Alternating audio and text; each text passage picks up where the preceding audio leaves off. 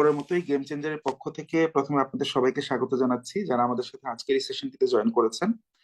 আমাদের এই আজকের সেশনটির মেইন পারপাস সেটি হচ্ছে একজন জব প্রত্যাশী যখন কোন একটি ব্যাংক জবের জন্য নিজেকে আসলে প্রস্তুত করতে চায় বর্তমান সময়ের প্রেক্ষিতে, স্পেশালি যারা একদম বেগিনার, যারা রিসেন্টলি হয়তো গ্রাজুয়েশন শেষ করেছেন অথবা বিসিএস পরীক্ষায় কোনো না কোনো ভাবে আহত হয়ে ব্যাংক জবের দিকে ঝুঁকার চেষ্টা করছেন, যারা ভাবছেন যে না ইটস হাই টাইম, যেটা বোধহয় একটা গরম সময় যে নিজেকে ব্যাংক জবের জন্য প্রস্তুত করি। কারণ অতি সম্প্রতি আমরা দেখলাম রাষ্ট্রায়ত্ত বাণিজ্যিক ব্যাংকগুলোর যে সমন্বিত বিজ্ঞপ্তি প্রকাশ হয়, সমন্বিত নিয়োগ বিজ্ঞপ্তি প্রকাশ হয়, সেরকম একটি বড় নিয়োগ বিজ্ঞপ্তি প্রকাশ পেল সর্বশেষ গত বছরের শেষ দিন 31শে ডিসেম্বর 2024। প্রায় 1554টি পদের জন্য আমরা একটি বিজ্ঞপ্তি প্রকাশ হতে দেখলাম। খুব নিকটবর্তী সময়েই হয়তো আমরা ব্যাংকিং সেক্টরের সব থেকে লুক্রেটিভ যে পদ, অর্থাৎ কেন্দ্রীয় ব্যাংক, বাংলাদেশ ব্যাংকের যে সহকারী পরিচালক বা অ্যাসিস্ট্যান্ট ডিরেক্টর, এই পদের যে নিয়োগ বিজ্ঞপ্তি সেটিও হয়তো আমরা প্রকাশ হতে দেখব। সো সামগ্রিক দৃষ্টিকোণ থেকেই যেহেতু অনেক নতুন প্রার্থী নিজেদেরকে ব্যাংক জবের জন্য প্রস্তুত করার কথা চিন্তা করছেন, তো সেই লক্ষ্যটাকে আমলে নিয়ে গেম চেঞ্জারের পক্ষ থেকে আমরা আমাদের আজকের সেশনটা অর্গানাইজ করছি। আমাদের আজকের সেশনটিতে আমরা একজন নতুন জব প্রার্থী, সে হয়তো জব সেক্টরেই সম্পূর্ণভাবে নতুন, অথবা এমন হতে পারে এতদিন ধরে সেই প্রার্থী ভিন্ন ভিন্ন এক্সাম গুলো এক্সপ্লোর করছিল, স্পেশালি বিসিএস এর মতো এক্সাম গুলোতে হয়তো সে অনেক বেশি সময় নষ্ট করছিল, হয়তো ওই পরীক্ষাগুলোতে কাঙ্ক্ষিত ফলাফল না পেয়ে সে এখন চিন্তা করছে যে সে আসলে ব্যাংকের প্রিপারেশন নিবে। বা আরেকটা শ্রেণীর প্রার্থী আছেন, আহ খুব নিকট অতীতে আমরা দেখেছি যে চাকুরিতে প্রবেশের যে বয়স সীমা আছে, সেই বয়স সীমাটার মধ্যে একটা স্লাইট মডিফিকেশন আনা হয়েছে। আবেদনের ক্ষেত্রে যে সর্বোচ্চ বয়স সীমা সেটাকে 32 বছর বয়সে উন্নীত করা হয়েছে। সর্বশেষ প্রকাশিত যে সার্কুলার, সেই সার্কুলারের মধ্যেও অর্থাৎ সমন্বিত ব্যাংকের 1554টি পদের যে বিজ্ঞপ্তি, সিনিয়র অফিসার পদের যে বিজ্ঞপ্তিটি প্রকাশ পেয়েছে, সেই বিজ্ঞপ্তিতেও বলা হয়েছে 2024 সালের নভেম্বর মাসের সম্ভবত 12 বা 18 তারিখ, যেদিন আর কি বয়স সংক্রান্ত প্রজ্ঞাপনটি প্রকাশ পেয়েছিল, সেই দিন পর্যন্ত যাদের বয়স 32 তারাও কিন্তু এই সার্কুলারটাতে অ্যাপ্লাই করতে পারবে। তো এখানে আসলে নবীন এবং কিছু অর্থে প্রবীণদের আসলে একটা মেলবন্ধন ঘটবে এই প্রিপারেশন ফেজটাতে বা এই আপকামিং এক্সাম গুলোতে। সো আজকে আমরা গেম চেঞ্জারের পক্ষ থেকে আমরা যে ধরনের সেশন গুলো অর্গানাইজ করি, সেখানে আমরা আসলে টিপিক্যাল কোনো ধরনের ফেক মোটিভেশনাল কথাবার্তা না বলে, একজন প্রার্থী যে আসলে ব্যাংকিং সেক্টরে অর্থাৎ ব্যাংক রিক্রুটমেন্ট টেস্টের সেক্টরটাতে একদমই নতুন, নতুন ভাবে বিচরণ শুরু করতে চায়, তার জন্য আসলে what to do, what not to do, এই ব্যাপারগুলো নিয়ে আমরা ইন ডেপথ আলোচনা করব এবং ফ্যাক্টস গুলাকে আপনাদের সামনে তুলে ধরার চেষ্টা করব। গেম চেঞ্জারের পক্ষ থেকে আপনাদের এই সেশনটি কন্ডাক্ট করার জন্য আজকে প্রেজেন্টার হিসেবে আছি আমি আমি শেখ শাহির আহমেদ। আমি 43তম বিসিএস থেকে কাস্টমস এক্সাইজ এবং ভ্যাট এই ক্যাডারে অ্যাসিস্ট্যান্ট কমিশনার হিসেবে গেজেটেড হয়েছি। পূর্বে আমি রাষ্ট্রায়ত্ত বেশ কয়েকটি বাণিজ্যিক ব্যাংকে কাজ করেছি সিনিয়র অফিসার হিসেবে। আহ এছাড়া আমার ঢাকা বিশ্ববিদ্যালয়ের আইবিএ তে এমবিএ করার সুযোগ হয়েছে। আমি গত বেশ লম্বা সময় ধরে, প্রায় 6 থেকে 7 বছর ধরে, বাংলাদেশের বিভিন্ন কোচিং সেন্টার, যেগুলা কোনো ধরনের সুগার কোটিং ছাড়াই বলি, সেই প্রতিষ্ঠানগুলোতে আমি কাজ করেছি জব প্রার্থীদের সাথে, তাদের স্পেশালি ম্যাথমেটিক্স এবং ইংলিশ পার্টের প্রস্তুতি নিয়ে। তো সামগ্রিকভাবে বিভিন্ন চাকরির পরীক্ষায় আমার সফলতার যে অভিজ্ঞতা, এর পাশাপাশি আহ স্টুডেন্টদের, যারা স্পেশালি জব প্রত্যাশীদের সাথে একটা দীর্ঘ সময় ধরে খুব রুট লেভেল থেকে কাজ করার যে অভিজ্ঞতা, এবং আমার আশেপাশে আমি যাদেরকে ফেল করতে দেখেছি তাদের এই ফেল করার মূল কারণ, এবং আমার নিজেরও যে সকল জায়গাতে মনে হয়েছে ব্যর্থতা ছিল, বা আমি ওই ব্যাপারগুলোকে হয়তো কিছুটা নতুন ভাবে করলে বা কিছুটা ভিন্ন ভাবে করলে হয়তো আমি আরো বেটার আউটপুট পেতাম অতীতেই, আমি নিজে যেটা ফিল করি। তো এই সবকিছুর সম্মিলনে আজকে আমরা সেশনটা নেয়ার চেষ্টা করব। এখানে যারা আসলে জয়েন করছেন, যারা আমাদের সাথে লাইভে যুক্ত হয়েছে, বা যারা এটা রেকর্ড ভার্সনটা দেখছেন আমাদের ফেসবুক পেজে বা আমাদের ইউটিউব চ্যানেলে, যারাই দেখছেন, নেক্সট অ্যারাউন্ড 1 আওয়ার, অ্যাপ্রক্সিমেট 1 ঘন্টার সময় আপনারা একটু প্রপার অ্যাটেনশন যদি দেন, তাহলে ইনশাল্লাহ আপনার জব প্রিপারেশনের যে জার্নিটা আছে, যে জার্নিটা আপনি শুরু করতে যাচ্ছেন, এই জার্নিটাতে হোপফুলি আপনি একটা বেটার শেপে যেতে পারবেন এবং ইনশাল্লাহ পরবর্তী যে কোনো একটা এক্সামে আপনি একটু তুলনামূলকভাবে ভালো পারফর্ম করার মতো কিছুটা হলেও ক্যাপাবিলিটি আপনি অর্জন করতে পারবেন। So without further ado, let's start and let's begin with our session. ঠিক আছে, আমরা আমাদের সেশনটা শুরু করি। সো আপনারা যেটা দেখেছেন, যেটা বললাম যে আজকে আমরা যেদিন এই ক্লাসটি নিচ্ছি, লাইভ ক্লাসটি নিচ্ছি, আজকে হচ্ছে জানুয়ারি মাসের 7 তারিখ 2025 সাল। তো আমরা দেখেছি মাত্র 7 থেকে 8 দিন আগেই, অর্থাৎ 31শে ডিসেম্বর, আমরা দেখেছি রাষ্ট্রায়ত্ত বাণিজ্যিক ব্যাংকগুলোর একটি সমন্বিত সার্কুলার প্রকাশ হতে। সেখানে 1554টি ফাঁকা পদ আছে। এই পদগুলোর জন্য একটি বিজ্ঞপ্তি প্রকাশ হয়েছে। খুব রিসেন্ট টাইমের মধ্যে আমরা হয়তো দেখব কেন্দ্রীয় ব্যাংকের সহকারী পরিচালক বা এডি পদেরও বিজ্ঞপ্তি প্রকাশ পাবে। তো আপকামিং ডেজ গুলাতে আমরা বিভিন্ন সার্কুলার এবং এক্সাম গুলো এক্সপেক্ট করছি। সো এখন বিইং এ সিরিয়াস ক্যান্ডিডেট, আপনি আসলে কিভাবে আপনার প্রস্তুতিটা শুরু করবেন, প্রত্যেকটা পরীক্ষার প্রসেস, আলটিমেটলি ব্যাংক জবের কমপ্লিট এক্সাম প্রসেস গুলা, প্রত্যেকটা ধাপের আসলে আপনাদের করণীয় কি, বিষয় ভিত্তিক বিভিন্ন রিসোর্স বা বুক সাজেশন আপনারা অনেক সময় চান। তো সেই সব ব্যাপারগুলো নিয়ে আজকে আসলে ক্যান্ডিডলি আপনাদের সাথে একটা সেশন নেওয়ার চেষ্টা করব। By the end of this session will have Q and A session, অর্থাৎ আমরা একটা কোয়েশ্চেন আনসার সেশন করব। সেখানে আপনাদের যদি যে কোনো ধরনের কনফিউশন থাকে, যে কোনো ধরনের কোয়েরি থাকে রিগার্ডিং দ্য প্রিপারেশন প্ল্যান, সেই ক্ষেত্রে আপনারা আমাদের সাথে বা আমাকে প্রশ্নগুলো ক্যান্ডিডলি জিজ্ঞাসা করতে পারবেন এবং আমি আমার জায়গা থেকে সেই প্রশ্নগুলোর উত্তর দেওয়ার চেষ্টা করব। So let's start. প্রথমত আমরা যদি ব্যাংক জবের একটা রোড ম্যাপ চিন্তা করি, ব্যাংক জব, সর্বপ্রথম সাধারণত ব্যাংক জব বলতে অধিকাংশের মতে আমরা কিন্তু রাষ্ট্রায়ত্ত ব্যাংকগুলোর অর্থাৎ সরকারি চাকরির কথা চিন্তা করি বেশি। এখন ব্যাংকের ক্ষেত্রে সরকারি চাকরি বলতে আমরা কি বুঝি? এখানে সাধারণত আমরা দু ধরনের সার্কুলারের কথা আমরা মেনশন করি। ফার্স্ট অফ অল, একটা হচ্ছে আমাদের কেন্দ্রীয় ব্যাংক বা সেন্ট্রাল ব্যাংক, অর্থাৎ বাংলাদেশ ব্যাংক। বাংলাদেশ ব্যাংক থেকে নিয়োগ প্রক্রিয়া সম্পন্ন করা হয়। সেখানে দেখা যায় বিজ্ঞপ্তি প্রকাশ হয় অ্যাসিস্ট্যান্ট ডিরেক্টর বা সহকারী পরিচালক পদের, যেটি হচ্ছে আমরা যেটাকে বলি একটি ফার্স্ট ক্লাস পোস্ট বা নবম গ্রেড, বাংলাদেশের বেতন স্কেলের নবম গ্রেডের একটি পদ এটি, এডি বা অ্যাসিস্ট্যান্ট ডিরেক্টর বা সহকারী পরিচালক। এছাড়া বাংলাদেশ ব্যাংক এন্ট্রি লেভেলে দশম গ্রেডেও আরো দুটি পদে তারা নিয়োগ বিজ্ঞপ্তি প্রকাশ করে। তার মধ্যে একটি হচ্ছে অফিসার জেনারেল অর্থাৎ অফিসার সাধারণ, আর একটি হচ্ছে অফিসার ক্যাশ। ওকে, হচ্ছে বাংলাদেশ ব্যাংক কর্তৃক এই বিজ্ঞপ্তিগুলো প্রকাশ করা হয়। ঠিক একইভাবে আমাদের যে রাষ্ট্রায়ত্ত যে ব্যাংকগুলো আছে, অর্থাৎ রাষ্ট্র মালিকানাধীন যে বাণিজ্যিক ব্যাংকগুলো আছে, রাষ্ট্র মালিকানাধীন যে বিশেষায়িত ব্যাংকগুলো আছে, সেই ব্যাংকগুলোর ক্ষেত্রেও তারা নিয়োগ বিজ্ঞপ্তি প্রকাশ করে। তাদের ক্ষেত্রে আমরা যেটা দেখি, অর্থাৎ রাষ্ট্রায়ত্ত ব্যাংকগুলোর ক্ষেত্রে যে পদগুলোতে নিয়োগ বিজ্ঞপ্তি প্রকাশ হয়, তার মধ্যে প্রথমে আমরা দেখি সিনিয়র অফিসার। এই সিনিয়র অফিসারটাও কিন্তু একটি নবম গ্রেডেরই একটি পদ, অর্থাৎ কেন্দ্রীয় ব্যাংকের সহকারী পরিচালক এবং বাণিজ্যিক ব্যাংকের সিনিয়র অফিসার, এটা কিন্তু সেম গ্রেডের, সেম স্যালারি স্কেলের পোস্ট।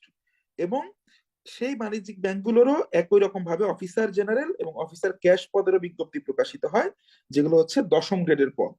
নবম গ্রেডের পদ মানে বর্তমান বেতন স্কেল অনুযায়ী 22,000 টাকা বেসিকের এটা একটা চাকুরি। এবং সেকেন্ড ক্লাস যেগুলো আছে অর্থাৎ 10th গ্রেডের যেগুলো আছে, 10th গ্রেডের পদগুলোতে বেসিক স্যালারি থাকে 16,000 টাকা। এর সাথে হাউস আপনার হচ্ছে হাউজিং রেন্ট যেটা আর কি আপনার আছে, আবাসন আবাসন সুবিধা থাকে, চিকিৎসা ভাতা থাকে একটা। এছাড়া লাঞ্চ বিল আছে ব্যাংকের ক্ষেত্রে প্রতি কর্মদিবসে।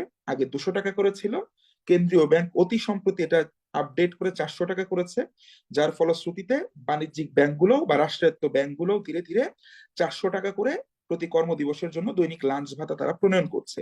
তো এগুলো হচ্ছে বেসিক তথ্য। তাহলে অ্যাসিস্ট্যান্ট ডিরেক্টর, সিনিয়র অফিসার, এটা সেম স্যালারি গ্রেডের, মানে সেম স্যালারি গ্রেডের পদ, সেম গ্রেডের পদ, 9th গ্রেডের পদ।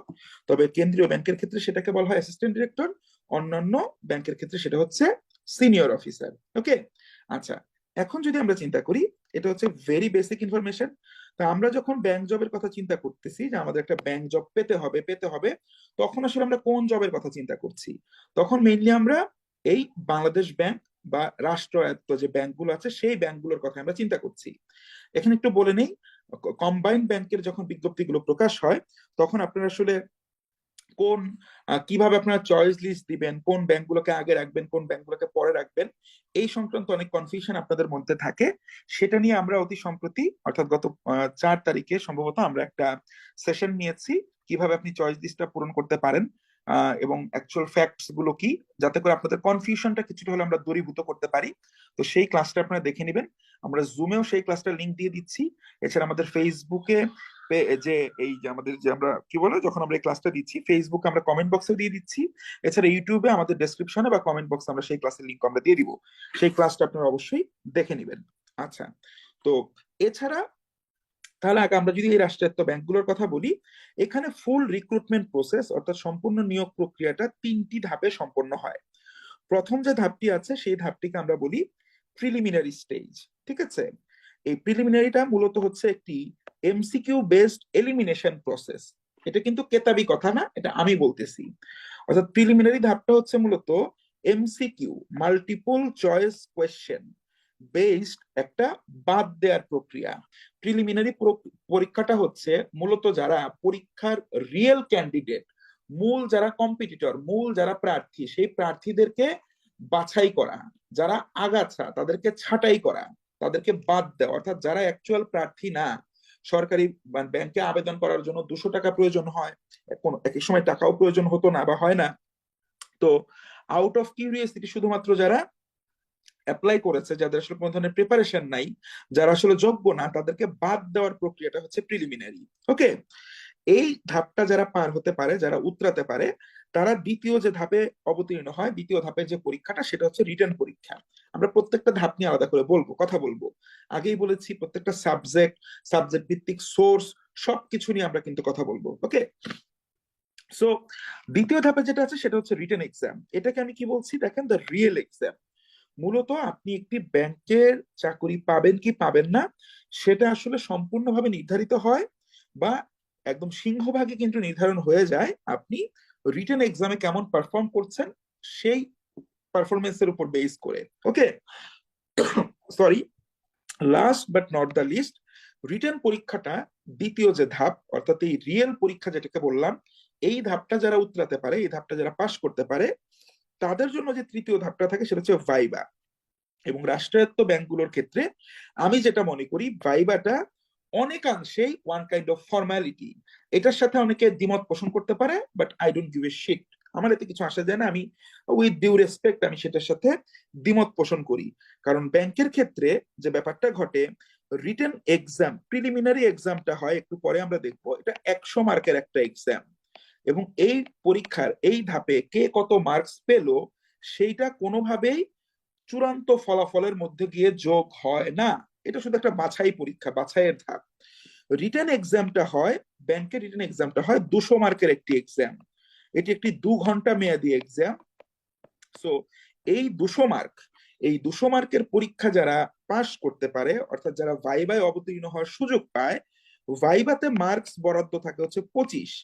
চূড়ান্ত মেধা তালিকাটা, ফাইনাল সিলেকশনটা করা হয় based on written and viva, অর্থাৎ এই 225 মার্কের মধ্যে একজন প্রার্থী কত মার্ক পেল তার উপর ভিত্তি করেই চূড়ান্ত মেধা তালিকাটা প্রস্তুত করা হয়। তাহলে আমরা যেটা বলি, তার মানে দেখেন, আপনি ফাইনাল সিলেকশনটা যে মার্কসটার উপর ভিত্তি করে হচ্ছে, তার কিন্তু 9 ভাগের 8 ভাগই কিন্তু হচ্ছে আপনার রিটেন এক্সামটা। এজন্যই রিটেনটাকে আমি বলতে পছন্দ করি দ্য রিয়েল এক্সাম। ওকে, আচ্ছা, তাহলে আমরা যদি বলি 3টা ধাপ আমাদের পার করতে হবে, এইখানে একটা প্রশ্ন স্বভাবত এসে যায় যে তাহলে এই যে প্রত্যেকটা ধাপে কতজন করে প্রার্থী সুযোগ পায়? আবেদনের ন্যূনতম যোগ্যতা যারা পূরণ করতে পারে তারাই কিন্তু প্রিলিমিনারি পরীক্ষাটায় বসতে পারে। আবেদনের ন্যূনতম যোগ্যতাটা কি, এটা যে কাউকে জিজ্ঞাসা করার আগে আপনি একটি বিজ্ঞপ্তি একটু খোলা চোখে, চোখটা খুলে নিজে একটু পড়ার চেষ্টা করবেন। অন্য কারো কথায় কখনো কান দিবেন না, নিজে আগে একটু দেখেন, ওইটুকু বোঝার সক্ষমতা অবশ্যই আপনার রয়েছে যে আবেদনের যোগ্যতাটা কি। I am sorry to say, এই আবেদনের যোগ্যতাটা কি এইটা বোঝার সক্ষমতা যদি আপনার না থাকে, তাহলে আপনি যদি এই ক্লাসটিও দেখে থাকেন, এই ক্লাসটি আপনাকে খুব বেশি কাজে দিবে না, বিকজ আপনি এখনো সেলফ রিলায়েন্ট হতে পারেন নাই। আপনাকে আগে সেই সক্ষমতাটুকু অর্জন করে দেন প্রিপারেশন নিতে হবে। আপনি এখনো সেই পাপা কি পারি হয়ে আছেন, ঠিক আছে, বাকি মা কা লাডলা হয়ে আছেন, বুঝতে পারছেন? এই ধাপে করলে আপনি সামনের ধাপে যেতে পারবেন না, এটা আপনি দেখে নিবেন। দেখেন, তাহলে প্রিলিমিনারি পরীক্ষা তো সব অ্যাপ্লাই করলো, প্রিলিমিনারিতে কতজন পাশ করে এটা আমি পরে আসতেছি। আপনি আগে আসেন ভাইবা কতজন দেয়। সাধারণত ব্যাংকগুলোর ক্ষেত্রে আমরা অতীতের যে বিভিন্ন পরীক্ষাগুলো, সেই পরীক্ষাগুলোর যে কোনো একটা বিজ্ঞপ্তিতে যে ভ্যাকেন্সি, যেটা অর্থাৎ যে ফাঁকা পদ, যতগুলো পদের জন্য বিজ্ঞপ্তিটা দেয়া হয়েছে, সেই পদটা হচ্ছে সব থেকে ক্রুশাল জিনিস। ধরুন এই যে আমরা লাস্ট সর্বশেষ যে বিজ্ঞপ্তিটি দেখলাম, এখানে পদ আছে 1554টি। আমরা হলফ করে বলতে পারি বা মোটামুটি আইডিয়া করে বলতে পারি, এই 1554, এটা যদি আমরা 3 গুণ করি তাহলে কত হবে? 1500 3 গুণ হচ্ছে 4500, আর 50-3 গুণ হচ্ছে 150, অর্থাৎ 4612 জন হয়, তাই না? তার মানে আপনি এক্সপেক্ট করতে পারেন মোটামুটি এই 4500 থেকে 5000, এই এতজন প্রার্থীকে চূড়ান্ত ভাবে ভাইভায় অংশগ্রহণ করার সুযোগ দেয়া হবে। ভাইভায় কারা অংশগ্রহণ করে? যারা রিটেন পাস করে, অর্থাৎ রিটেন পরীক্ষা পাস করানো হবে 4500 থেকে 5000 জন প্রার্থীকে। এটা মোটামুটি রাষ্ট্রায়ত্ত ব্যাংকগুলো এই ট্রেন্ডটা ফলো করে আসে। তাহলে রিটেন পরীক্ষায় যেহেতু উত্তীর্ণ করানো হবে 4500 থেকে 5000 প্রার্থীকে, তাহলে আপনি একটা গেস করতে পারেন সাধারণত ফাঁকা পদের সাধারণত 10 থেকে 12 গুণ, কখনো কখনো একটু বেশিও হয়। সাধারণত এইটা এমন দেখেছি আমরা 7 গুণ প্রার্থীকে অনেক সময় সুযোগ দেওয়া হয়, অর্থাৎ ন্যূনতম 7 থেকে সর্বোচ্চ 12 গুণ। আমরা যদি অতীত ইতিহাস দেখি আমরা এরকম দেখব, এত গুণ প্রার্থীকে, ফাঁকা পদের এত গুণ প্রার্থীকে প্রিলিমিনারি পরীক্ষাটা পাশ করানো হয়। তাহলে এখানে যেহেতু ফাঁকা পদ, সর্বশেষ বিজ্ঞপ্তিটাকে যদি আমরা উদাহরণ হিসেবে নেই, 1500 জন প্রার্থী আছে, আমার মনে হয় এখানে সর্বোচ্চ 10 থেকে 12 হাজার প্রার্থী হয়তো প্রিলিমিনারি পরীক্ষা পাশ করবে বা পাশ করানো হবে। হ্যাঁ, এটা যদি খুব বেশি হয় তাহলে 15,000 হবে। ব্যাংকগুলো যদি আরেকটু খুব যে না আমরা নিয়োগ প্রক্রিয়াটাকে অনেক দ্রুত সম্পন্ন করব, এটা যদি, তাহলে এটা যদি ধরেন 8 থেকে 9 হাজারও হয়, অবাক হওয়ার কিছু থাকবে না। বাট সাধারণত ব্যাংকগুলো একটু সেফ, একটা অ্যাভারেজ, একটা কি মানে কি বলবো, কোয়ালিটি মেনটেন করে। সো আপনি এক্সপেক্ট করতেই পারেন যে যদি একান্তই স্ট্র্যাটেজিতে বা ডিসিশন মেকিং এ বা পলিসিতে নতুন করে কোনো চেঞ্জ না আসে, মোটামুটি আমরা এক্সপেক্ট করতে পারি যে অ্যারাউন্ড 10 to 12,000 প্রার্থীকে প্রিলিমিনারি পরীক্ষাটা পাশ করানো হবে। আচ্ছা, পূর্বে যেটা হতো, যখন একটা ব্যাংকের পরীক্ষা নেওয়া হবে, এই ব্যাংকের এক্সাম গুলোর অ্যাডমিনিস্ট্রেটর কারা হবে, অর্থাৎ পরীক্ষা নিয়ন্ত্রক কারা হবে, পরীক্ষাটা কোন প্রতিষ্ঠানটা সম্পূর্ণ করে দিবে, এইটার জন্য পত্র পত্রিকাতে আমরা বিজ্ঞপ্তি প্রকাশ হতে দেখতাম, এবং এগুলা দিয়ে আমরা অনেক সময় নিজেরা তথ্য জানতে পারতাম যে প্রিলিতে কতজনকে পাশ করানো হবে। কারণ বিভিন্ন সময় তখন এই যে দেখেন, সমন্বিত ব্যাংকের পরীক্ষাগুলো নেয় বাংলাদেশ ব্যাংকের একটা উইং আছে, ব্যাংকার সিলেকশন কমিটি সেক্রেটারিয়েট, BSCS, ব্যাংকার সিলেকশন কমিটি সচিবালয়, হ্যাঁ এটা বলা হয়, বা ব্যাংকার সিলেকশন কমিটি আর কি, যেটা তারা।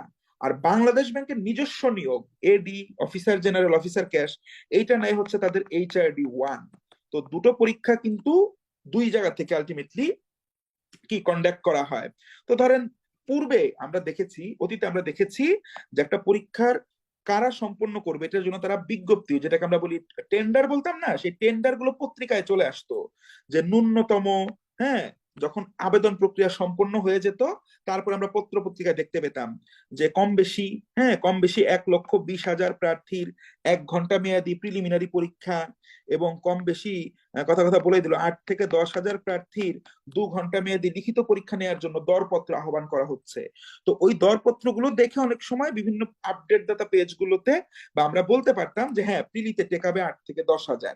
এখন সাধারণত আমরা দেখি এরকম ওপেন টেন্ডার হয় না, সর্বশেষ বেশ কিছু পরীক্ষা ইন্টারনালি তারা এরকম বিজ্ঞপ্তি দিয়ে, আমরা শুনেছি যেটা যে BIBM এর মাধ্যমে পরীক্ষাগুলো নেওয়া হয়েছে। BIBM ছিল এক্সাম অ্যাডমিনিস্ট্রেটর। BIBM হচ্ছে কি, Bangladesh institute of bank management, এটা একটা প্রতিষ্ঠান। এই প্রতিষ্ঠানটা মিরপুর 2 নম্বরে অবস্থিত। তারা বিভিন্ন ধরনের কোর্স অফার করে, ব্যাংকিং সেক্টরের জন্য প্রফেশনাল কোর্স অফার করে। এছাড়া তাদের MBA বা মাস্টার্স ইকুইভ্যালেন্ট একটা কোর্স আছে, যে কোর্সটার নাম হচ্ছে MBM, masters of bank management, ঠিক আছে? তো এই প্রতিষ্ঠানটা থেকে সর্বশেষ পরীক্ষাগুলোর প্রশ্নপত্রগুলো প্রণয়ন হয়েছে বলে আমরা বিভিন্ন জায়গা থেকে শুনতে পেয়েছি। ওকে, এখন আপকামিং এক্সাম গুলো এই বিআইবিএম এর মাধ্যমেও নেওয়া হতে পারে, বা অন্য কোনো এক্সাম অ্যাডমিনিস্ট্রেটরও আবির্ভূত হতে পারে। সেটা ঢাকা বিশ্ববিদ্যালয়ের ফ্যাকাল্টি অফ বিজনেস স্টাডিজ ব্যবসা শিক্ষা অনুষদ হতে পারে, এটা আমাদের আইবিএ হতে পারে, বা অন্য যে কোনো ভাবেই হতে পারে।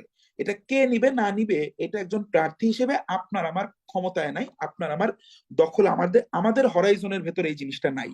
তো এই জিনিসটা নিয়ে শুরুতেই, প্রিপারেশনের শুরুতেই অতিরিক্ত পাণ্ডিত্য যারা দেখাতে চান তারা আসলে বোকার স্বর্গে বাস করতেছেন। ঠিক আছে? কারণ আপকামিং এক্সামটা এই বিআইবিএম যেটাকে বলেন ফ্যাকাল্টি, কোন ফ্যাকাল্টি নিবে? বিআইবিএমই নিবে, এটা আপনি হলফ করে বলতে পারেন না। বা বিআইবিএমই যদি নেয়, পূর্ববর্তী পরীক্ষায় সে যে প্যাটার্নে প্রশ্ন করেছে, এই বিআইবিএম পরবর্তী পরীক্ষাটাও সেই একই প্যাটার্নে প্রশ্ন করবে, এটাও আপনি আমি হলফ করে বলতে পারি না। এই জন্য যখন প্রিপারেশনের শুরুর ধাপে আপনি আছেন, শুরুতেই আপনার এই ফ্যাকাল্টি ফ্যাকাল্টি নিয়ে আপনার মাথা গরম করা যাবে না। করলে আপনি করতে পারেন ভাই, আমি তো সব জানতা শমশের না, আপনি আমার কথা শুনতেও পারেন নাও শুনতে পারেন, it's up to you. But আমার ক্রেডিবিলিটির জায়গাটা আমি শুরুতে বলে নিয়েছি, ঠিক আছে? আমি কেন বলছি, কারণ যেটাকে আমি ফ্যাক্ট মনে করি আমি আপনাকে সেটাই বলবো। আচ্ছা, তাহলে এটা গেল আমাদের পরীক্ষাগুলোর প্রক্রিয়া। এখন তাহলে আমরা যদি একটু প্রিলিমিনারি না, তাহলে একটু এখন একটু ডিটেইলে আসি। প্রিলিমিনারি যে ধাপটা আছে, এই প্রিলিমিনারি পরীক্ষাটার কিছু মাইনুটস দেখেন, কিছু বিষয় দেখেন। প্রিলিমিনারি পরীক্ষাটার যে এক্সাম টাইম, এটা একটি 60 মিনিট, 60 মিনিটস মেয়াদের একটি পরীক্ষা। 1 ঘন্টা বলার থেকে 60 মিনিট বলতে আমি একটু বেশি পছন্দ করছি, ঠিক আছে? 60 মিনিটস। আচ্ছা, এখানে এমসিকিউ, আপনাকে 100টা এমসিকিউ অ্যান্সার করতে হবে। এখানে আগে বলে নিচ্ছি, এটাকে আপনি আপনি ফরচুনেট, আপনি নিজে ফরচুনেটও হইতে পারেন, আনফরচুনেটও হইতে পারেন, মানে যেভাবে আপনি নিজেকে নেন না কেন, এটা আপনার দৃষ্টিভঙ্গি। যে এখন পর্যন্ত ব্যাংক রিক্রুটমেন্ট টেস্টের সুনির্দিষ্ট কোনো সিলেবাস প্রণয়ন করা হয় না। এই যে আমি মানবন্টনটা আপনাদেরকে দেখাচ্ছি, এটা সর্বশেষ অনুষ্ঠিত যে এক্সাম গুলো আছে, সেই এক্সাম গুলোতে আমরা এই মানবন্টনটা অনুসরণ হতে দেখছি, বিধায় আমি এটা আপনাকে বলছি। এটার মধ্যে স্লাইড চেঞ্জেস যে কোনো সময় আসতে পারে, যতক্ষণ না পর্যন্ত একটি ফিক্সড সিলেবাস ঘোষণা করা হচ্ছে। ওকে, এটা আপনাকে বুঝতে হবে। তো একটা সময় গিয়েছে যে 60 মিনিটসে তখন এমসিকিউ ছিল 80টা, এরকমও ছিল, এরকম পরীক্ষাও হয়েছে পূর্বে, ঠিক আছে? বাট বিগত লাস্ট কয়েক বছর ধরে 100টা প্রশ্নে আসতেছে, 100 কোয়েশ্চেন, 100 এমসিকিউ। এই 100টা এমসিকিউতে মার্কস, প্রত্যেকটা কোয়েশ্চেনের সঠিক উত্তরে হচ্ছে আপনার 1 মার্ক। অর্থাৎ এটা হচ্ছে 100 মার্কের একটা এক্সাম। ফুল মার্কস হচ্ছে 100, 100টা প্রশ্নে 100 মার্ক। বুঝতেই পারছেন, প্রতিটা প্রশ্নের সঠিক উত্তরে 1 মার্কস। সাধারণত এই পরীক্ষাগুলোতে প্রতিটা প্রশ্নের নেগেটিভ একটা উত্তরের জন্য, অর্থাৎ একটা ভুল উত্তরের জন্য আপনার 0.25 মার্কস করে ডিডাক্ট করা হয়, বিসিএস এর থেকে কম। বিসিএস এ একটা সঠিক উত্তরের 50% নাম্বার কাটা যায় একটা ভুল উত্তরে, কিন্তু এই ব্যাংকের ক্ষেত্রে এটা কতটুকু কাটা যাবে? 25%, 0.25, 0.25। ওকে, অর্থাৎ 4টা ভুল উত্তর দিলে আপনার 1 নাম্বার নেগেটিভ হবে। ওকে, এটা আপনাকে বুঝতে হবে। আচ্ছা, তাহলে বিদ্যমান যে প্যাটার্ন সেটা আমরা দেখতে পাচ্ছি, এই 100টা এমসিকিউ এর মধ্যে 25টা আসতেছে ইংলিশ থেকে, ম্যাথ থেকে আসতেছে 20টা, বাংলা থেকে 25টা, জিকে থেকে 20টা, বা জিকে বা জেনারেল নলেজ থেকে 20টি, এবং কম্পিউটার এবং আইসিটি থেকে 10টি। আমি প্রত্যেকটি সাবজেক্ট ওয়াইজ আমি বিশ্লেষণে যাব, ঠিক আছে? আগেই বলছি। তো যাদের 1-1.5 ঘন্টা মেয়াদি, ওই যাদের একটু পর পরই আবার একটু কি মানে ওই যে, আমি এটা প্রায়ই বলি যে খাবার স্যালাইন, ওট স্যালাইন বানানোর যে আমরা নিয়ম দেখতাম, যে ঘরে ওট স্যালাইন কিভাবে বানায়, যে আধা সের পানি, ছোটবেলায় আমরা বিটিভিতে এই বিজ্ঞাপন গুলো দেখতাম, যে জীবন বাঁচানোর জন্য কি করতে হবে, যে আধা সের পানি, হ্যাঁ, তার মধ্যে 1 মুঠ গুড় বা চিনি, হ্যাঁ, 3 আঙ্গুলের 1 চিমটি লবণ। তো আপনারা যারা আছেন, খুব দায়িত্ব নিয়ে বলছি, যারা এই ক্লাসটা লাইভ দেখছেন এখন, বা যারা এই ক্লাসটা পরবর্তী রেকর্ড দেখবেন, আপনারা অধিকাংশই মানে ইউ গাইস, কি বলবো, you like to get derailed. আপনারা পথচ্যুত কক্ষচ্যুত হইতে পছন্দ করেন, কারণ আপনি বুঝেনি না যে আপনি মানে কি বলবো, পথচ্যুত হচ্ছেন। বিকজ আপনি শুধু খুঁজেন বেড়ান মোটিভেশন, আপনি শুধু খুঁজে বেড়ান ওই যে আমরা বলি না অনেক সময় যে কি ইমোশনাল অ্যাঙ্গেল গুলো দিয়ে আপনারা আপনারা একটু বেশি মনে করেন যে কি মোটিভেটেড হইতে চান। ভাই, এই বয়সে এসে আপনি যখন আমার এই ক্লাসটা দেখছেন, আপনি এই ক্লাসটা দেখে থাকেন, আপনি একদম ন্যূনতম হলে যদি গ্রাজুয়েশন কমপ্লিট করে থাকেন, তাহলে আপনি বয়স টয়স যদি চুরি টুরি না করে থাকেন, আপনার বয়স কোনোভাবে 25-26 বছরের কম না, বাস্তবতা যেটা রিয়েল এজ। তো 25-26 বছর বয়সে যখন আপনার হয়েছে, বা আপনার বয়স 30-31 হইতে পারে, এই মুহূর্তে আপনার যদি অন্য কোন একজন ব্যক্তির কথা শুনে মোটিভেটেড হইতে হয়, তাহলে আপনার ভেতরে ভাই অনেক ধরনের, অনেক বড় সড়ো ধরনের সমস্যা আছে, আপনার জন্য এই জগৎ না।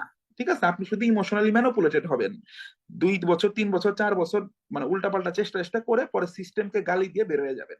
তো এইটা করলে ভাই মানে মানে এই সেশনটা থেকে আপনি উপকৃত হবেন না। আমি শুধু ফ্যাক্টস বলবো, ঠিক আছে, বা বলার চেষ্টা করবো। আচ্ছা, তো এইটা হচ্ছে আমাদের 100 নম্বরের মান বন্টন। তো আমরা দেখতে পাচ্ছি বিদ্যমান সিলেবাসে বা বিদ্যমান কোশ্চেন প্যাটার্নে ইংলিশ এবং বাংলায় মোটামুটি 25%, 25%, 50% মার্কস থাকতেছে। ম্যাথ এবং জিকে তে থাকতেছে 40%, আর কম্পিউটার আইসিটি থাকতেছে 10%। এটা আপকামিং যে কোনো এক্সামে চেঞ্জ হতে পারে। হয়তো বাংলায় 20 হয়ে গেল, ম্যাথে 25 হয়ে গেল, হতেই পারে, কিছু করার নাই। হ্যাঁ, আপনার এরকম হতে পারে ইংলিশে 20, হ্যাঁ, আবার হচ্ছে কি এখানে ধরেন আপনার 25 হয়ে গেল, জিকে তে 25 আসতে পারে, আসতে পারে। মানে যতক্ষণ পর্যন্ত নতুন কোনো সিলেবাস আসতেছে না, যে কোনো ভাবেই আমাদের সামনে পরীক্ষার হলে প্রশ্নপত্র আবির্ভূত হতে পারে। ওইটা নিয়ে ঘাবড়ে গেলে ওই কোয়েশ্চেন মানে পরীক্ষার হলে গিয়ে ন্যাগ করলে, হ্যাঁ, মানে ন্যাগ মানে হচ্ছে ঢং, রং ঢং করলে কারোই কিছু আসে যায় না। হ্যাঁ, আপনাকে এটাকে মেনে, বাস্তবতা মেনে প্রিপেয়ার হইতে হবে। এইখানে সবার আগে যে প্রশ্নটা থাকে যে আসলে তাহলে এখানে কাট মার্ক কত। হ্যাঁ, আসলে শব্দটা বলে এটা আসলে কাট অফ মার্ক। হ্যাঁ, কাট অফ মানে হচ্ছে সর্বশেষ কোন নাম্বারটা পর্যন্ত কি প্রার্থীদেরকে সিলেক্ট করা হয়। বিসিএস পরীক্ষাগুলোর ক্ষেত্রে আমরা যদি প্রায় সর্বশেষ যত বিসিএস অনুষ্ঠিত হয়েছে সবকিছুকে যদি আমরা আমলে নিই, 35-36-এর পর থেকে, 35-36 থেকে যে হচ্ছে আপনার 200 মার্কের যে বিসিএস, আমরা জানি কোনো প্রার্থী যদি মোটামুটি কোনো ধরনের সন্দেহ ব্যতীত 125+ মার্কস পায়, 125+, বা যদি 130 পায়, আমরা কিন্তু জানি সেই প্রার্থী কিন্তু অবশ্যই প্রিলিমিনারি পাস করবে, কোনো সন্দেহ নাই। বাট ব্যাংকের ক্ষেত্রে আপনি এই ধরনের কোনো সেফ জোন আপনি আপনি হাইপোথেটিক্যালি বলতে পারেন না। কেন বলতে পারেন না? কারণ ব্যাংকের ক্ষেত্রে কাটমার্ক বা কাট অফ মার্কটা আসলে নির্ধারিত হয় কিসের উপর জানেন? ওই কতজন প্রার্থীকে প্রিলিমিনারি পাস করানো হবে এই ব্যাপারটার উপরে। যেমন আপনি কিছুক্ষণ আগে যেমন আমি ব্যাখ্যা দিলাম যে আমার যেটা মনে হয় হয়তো এই 1554 জন প্রার্থীর ক্ষেত্রে হয়তো 12,000 প্রার্থীকে ধরেন প্রিলিমিনারি পাস করানো হলো। হ্যাঁ, লেটস সে যদি 12,000 জন প্রার্থীকে প্রিলিমিনারি পাস করাবে বলে, কম বেশি 12,000 প্রার্থীকে প্রিলি পাস করানো হবে বলে নীতিগত সিদ্ধান্ত নেওয়া হয়ে থাকে, সেক্ষেত্রে এই মেরিট লিস্টে প্রিলি পরীক্ষা হয়ে যাওয়ার পর ওই এক্সেলে ডেটা ইনপুট দেওয়ার পর 12,000তম প্রার্থী যে মার্কসটা পাবে, ধরেন সে পেয়েছে, নেগেটিভ মার্কসটা সবকিছু হিসাব করে সে পেয়েছে 57.75, তাহলে এই 57.75 মার্কটাই হচ্ছে কাট মার্ক। সেক্ষেত্রে দেখা যাবে এই সেম মার্ক ধরেন আরো পেয়েছে, আরো 217 জন পেয়েছে ধরেন, তখন দেখা যাবে ওই পরীক্ষাটাতে 12,217 জন প্রার্থী দেখা যায় তারা প্রিলিমিনারি পরীক্ষা পাশ করবেন, প্রিলিমিনারি পাস ফলাফল পাবেন তারা। বুঝতে পেরেছেন? ওই 12,000তম প্রার্থী, এই 12,000 কই থেকে আসতেছে? এটা হচ্ছে কর্তৃপক্ষের নীতিগত সিদ্ধান্ত। তারা যদি চিন্তা করে না আমরা 15,000 প্রার্থী দেখাবো, এবং ওই এক্সেল শিটে যে তারা যদি দেখে নাম্বার ইনপুট দেওয়ার পর যে 15,000তম প্রার্থী গিয়ে মার্কস পেয়েছে কথার কথা যে আপনার 71.25, লেটস সে হাইপোথেটিক্যালি স্পিকিং, তাহলে এই 71.25টাই কাট অফ মার্ক। এবং তখন এই সেম মার্কটা আরো যত ধরেন আরো পেয়েছে 359 জন, তখন আমরা রেজাল্ট দেখবো 15,359 জন নির্বাচিত। ব্যাপারটা বুঝতে পেরেছেন? অর্থাৎ কাট অফ মার্ক হচ্ছে সর্বশেষ তারা যত সংখ্যক, অর্থাৎ যত বেশি ফাঁকা পদের পরীক্ষা সেখানে আপনি তত কম মার্ক পেয়ে আপনি মানে আপনি এই প্রিলিমিনারির বৈতরণী পার হওয়ার আশা রাখতে পারেন। আর পদ সংখ্যা যত কম আপনাকে অ্যাকচুয়ালি কাট অফ মার্কটা তত বেশি বেড়ে যাবে। যেমন বাংলাদেশ ব্যাংকের সহকারী পরিচালক পদের দেখবেন বিজ্ঞপ্তি প্রকাশ পাবে, দেখবেন ওখানে কতগুলো হয়তো 150 থেকে 200 পদ থাকবে ফাঁকা পদ। তো ওই 200 পদে ধরেন সেম প্রশ্নে বাংলাদেশ ব্যাংকের এডির পরীক্ষা হলো, সেম প্রশ্নে সিনিয়র অফিসারের পরীক্ষা হলো, সেম প্রশ্ন বা অফিসার অন্য সেম প্রশ্নে দুটো পরীক্ষা অনুষ্ঠিত হলো, তাহলে অবশ্যই তাহলে বাংলাদেশ ব্যাংকের ক্ষেত্রে কি হবে? তারা হয়তো আগে সিদ্ধান্ত নিছে যে আমরা প্রিলি পরীক্ষায় অংশগ্রহণ করাবো 5,000 প্রার্থীকে, কথার কথা। তাহলে ওই 5,000তম প্রার্থী যে মার্কসটা পাবে সেই মার্কসটা হচ্ছে কাট অফ মার্ক। ব্যাপারটা বুঝতে পেরেছেন? তাহলে তবে আমরা কি টার্গেট করব? আমরা বিং এর মানে কি বলবো রেশনাল ক্যান্ডিডেট বা বিং এ স্মার্ট ক্যান্ডিডেট, আপনাকে যেটা চিন্তা করতে হবে যে আমাদের টার্গেট থাকতে হবে যাতে যে কোনো পরীক্ষায় আমরা 70% মার্কস তুলতে পারি, এটা আমাদের সবসময় লক্ষ্য রাখতে হবে।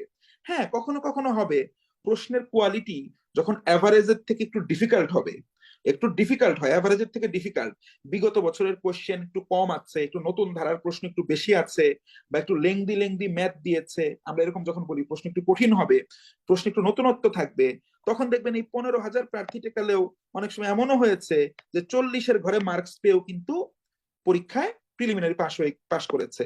আমি এই দায়িত্ব নিয়ে বলতে পারি সর্বশেষ বাংলাদেশ ব্যাংকের যে সহকারী পরিচালক পদের নিয়োগটা হলো সেই পরীক্ষাতে প্রিলিমিনারি পাশ করা হয়েছিল 10,000+ প্রার্থীকে। পদ ছিল হচ্ছে আপনার কতগুলো যেন, মাত্র 100টা পদ ছিল, 100টা ফাঁকা পদ।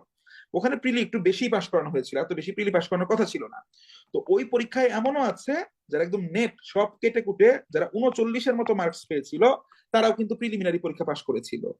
তার আগের বাংলাদেশ ব্যাংকের এডি পরীক্ষায় সম্ভবত 225টা সম্ভবত ফাঁকা পদ ছিল, এরকম 225টা বা 186 এরকম একটা ফাঁকা পদ ছিল, 225টা। ওই কোন একটা পরীক্ষাতে প্রিলি পাশ করানো হয়েছিল 5,700 জন প্রার্থীকে, সেইখানে আবার কাট অফ মার্ক ছিল 65+। অর্থাৎ কত মার্ক পেলে আপনি প্রিলি পাস করবেন, এটা দুইটা ব্যাপারের উপর ডিপেন্ড করবে। এক, প্রশ্নের কোয়ালিটিটা কেমন হয়েছে। আম জনতা যারা মোটামুটি বিগত বছরের প্রশ্নভিত্তিক প্রিপারেশন শুধু নিয়ে যায়, তাদের কাছে প্রশ্নের গুণগত মানটা কেমন, এটা কি এভারেজ না এভারেজের থেকে একটু ডিফিকাল্ট নাকি এভারেজের থেকেও ইজি, পানির মতো। কোয়েশ্চেন কোয়ালিটিটা কি, এবং কতজন প্রার্থীকে কোয়ালিফাই করানো হবে, ঠিক আছে, ক্যান্ডিডেট কতজনকে কোয়ালিফাই করানো হবে, এই দুইটা ব্যাপারের সাথে মানে আপনার হচ্ছে দুইটা ব্যাপারের সম্মিলনের মাধ্যমে হচ্ছে আপনার কাট অফ মার্কটা নির্ধারিত হয়। অনেক কম্বাইন্ড জেনারেল অফিসার জেনারেলেও অনেকে হয়েছে যে দেখা গেছে 48 বা 50 পেয়ে পাশ করেছে, যেখানে প্রশ্ন একটু ডিফিকাল্ট ছিল বা একটু গতানুগতিক ধারার বাইরে ছিল। আবার অনেক পরীক্ষাতে 65+ পেয়েও বড় 1,000 বা 1,500 বা 2,000 পদ ফাঁকা আছে, 15-20 হাজার টেকাবে, তারপরও প্রিলি পাস করতে পারে নাই, কারণ প্রশ্নের গুণগত মানটা তুলনামূলক সহজ ছিল।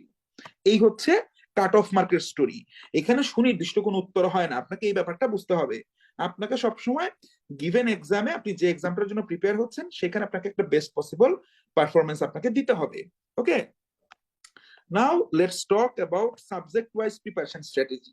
আমরা যদি তাহলে প্রিলিমিনারিতে যদি আমাদের এই যে অংশগুলো আছে, এখানে যদি আমরা বিষয় ভিত্তিক আমরা যদি একটু আইডিয়া নেওয়ার চেষ্টা করি, যেটা আগেই বলে নিয়েছি, আজকে আমার অডিয়েন্স আপনারা যারা আছেন, যারা আমার লিসেনার্স আছেন, আমি ধরে নিচ্ছি যে আপনারা হচ্ছে ব্যাংক জবের প্রিপারেশন সম্পর্কে এখনো নিউবিজ, আপনারা এখনো জানেন না ফ্রম হোয়ার টু বিগিন। হ্যাঁ, না জেনে একটা কোচিং এ ভর্তি হয়ে যাচ্ছেন, একটা বই কিনতেছেন।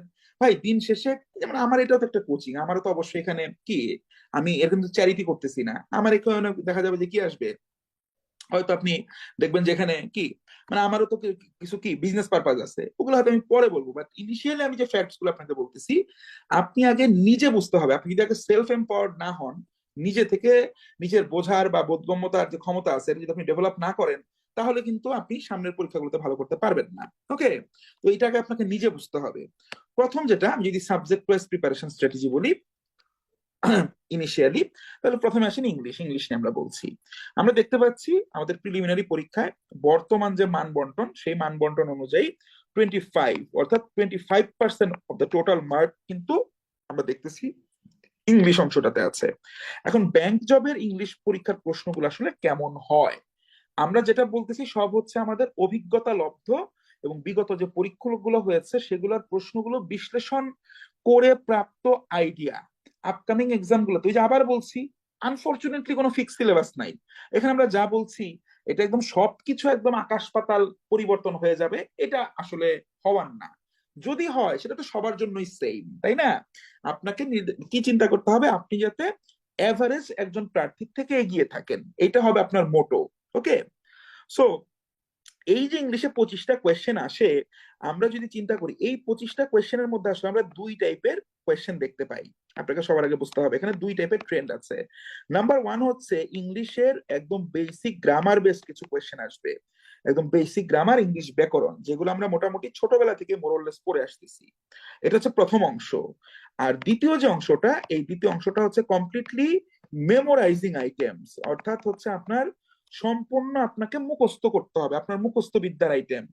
যারা ব্যাংক জবের ক্ষেত্রে চিন্তা করেন, অনেকে যারা ভাবতেছেন যে আমার তো ব্রেন ভালো, আমি পরীক্ষায় বসবো আর মানে কি ভিনি ভিডি ভিসি এলাম দেখলাম জয় করলাম, এইভাবে আমি বের হয়ে আসবো, জি না। এত পাণ্ডিত্য হয়তো দু একজন আছেন যারা মানুষ না, তারা হয়তো জিন প্রজাতির, তারা হয়তো এভাবে পারবেন। অধিকাংশের ক্ষেত্রেই ব্যাপারটা এতটা সহজ না। আপনাকে সবার আগে চিন্তা করতে হবে বাংলাদেশে বর্তমানে জব সেক্টরের যে প্রশ্ন প্যাটার্ন, আপনি বিসিএস পরীক্ষা দেন, আপনি ব্যাংকের পরীক্ষা দেন, আপনি ওই পেট্রো বাংলা, এনএসআই, হ্যাঁ, আপনি যে পরীক্ষায় দেন, যে বান্দা আপনাকে বলবে যে তার মেমোরাইজিং স্কিল ভালো না, তার মুখস্থ বিদ্যা ভালো না, সে শুধু তার ব্রেন, তার মেধার জোরে এই ধাপগুলা পার হয়ে আসছে, তার মতো বড় মিথ্যাবাদী আর হয় না।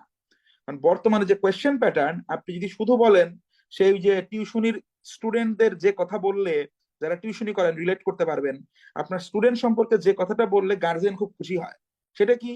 বলবেন ওর তো ব্রেন ভালো কিন্তু পড়ে না। ঠিক আছে, গার্জেন দেখবেন খুব খুশি, নিজেই শখ করে গালি দিবে, হ্যাঁ আরাম দাদা তোদের গোষ্ঠীর সবারই ব্রেন ভালো কিন্তু তো পড়ে না, পড়লে কি আর এরকম রোল কি আর এরকম 73 হয়? পড়লে তো রোল তো প্রথম 3-4 জনের মধ্যে থাকে। তো ওই চান্দু পড়ে না কেন? চান্দুকে তো কেউ আটকে রাখে নাই।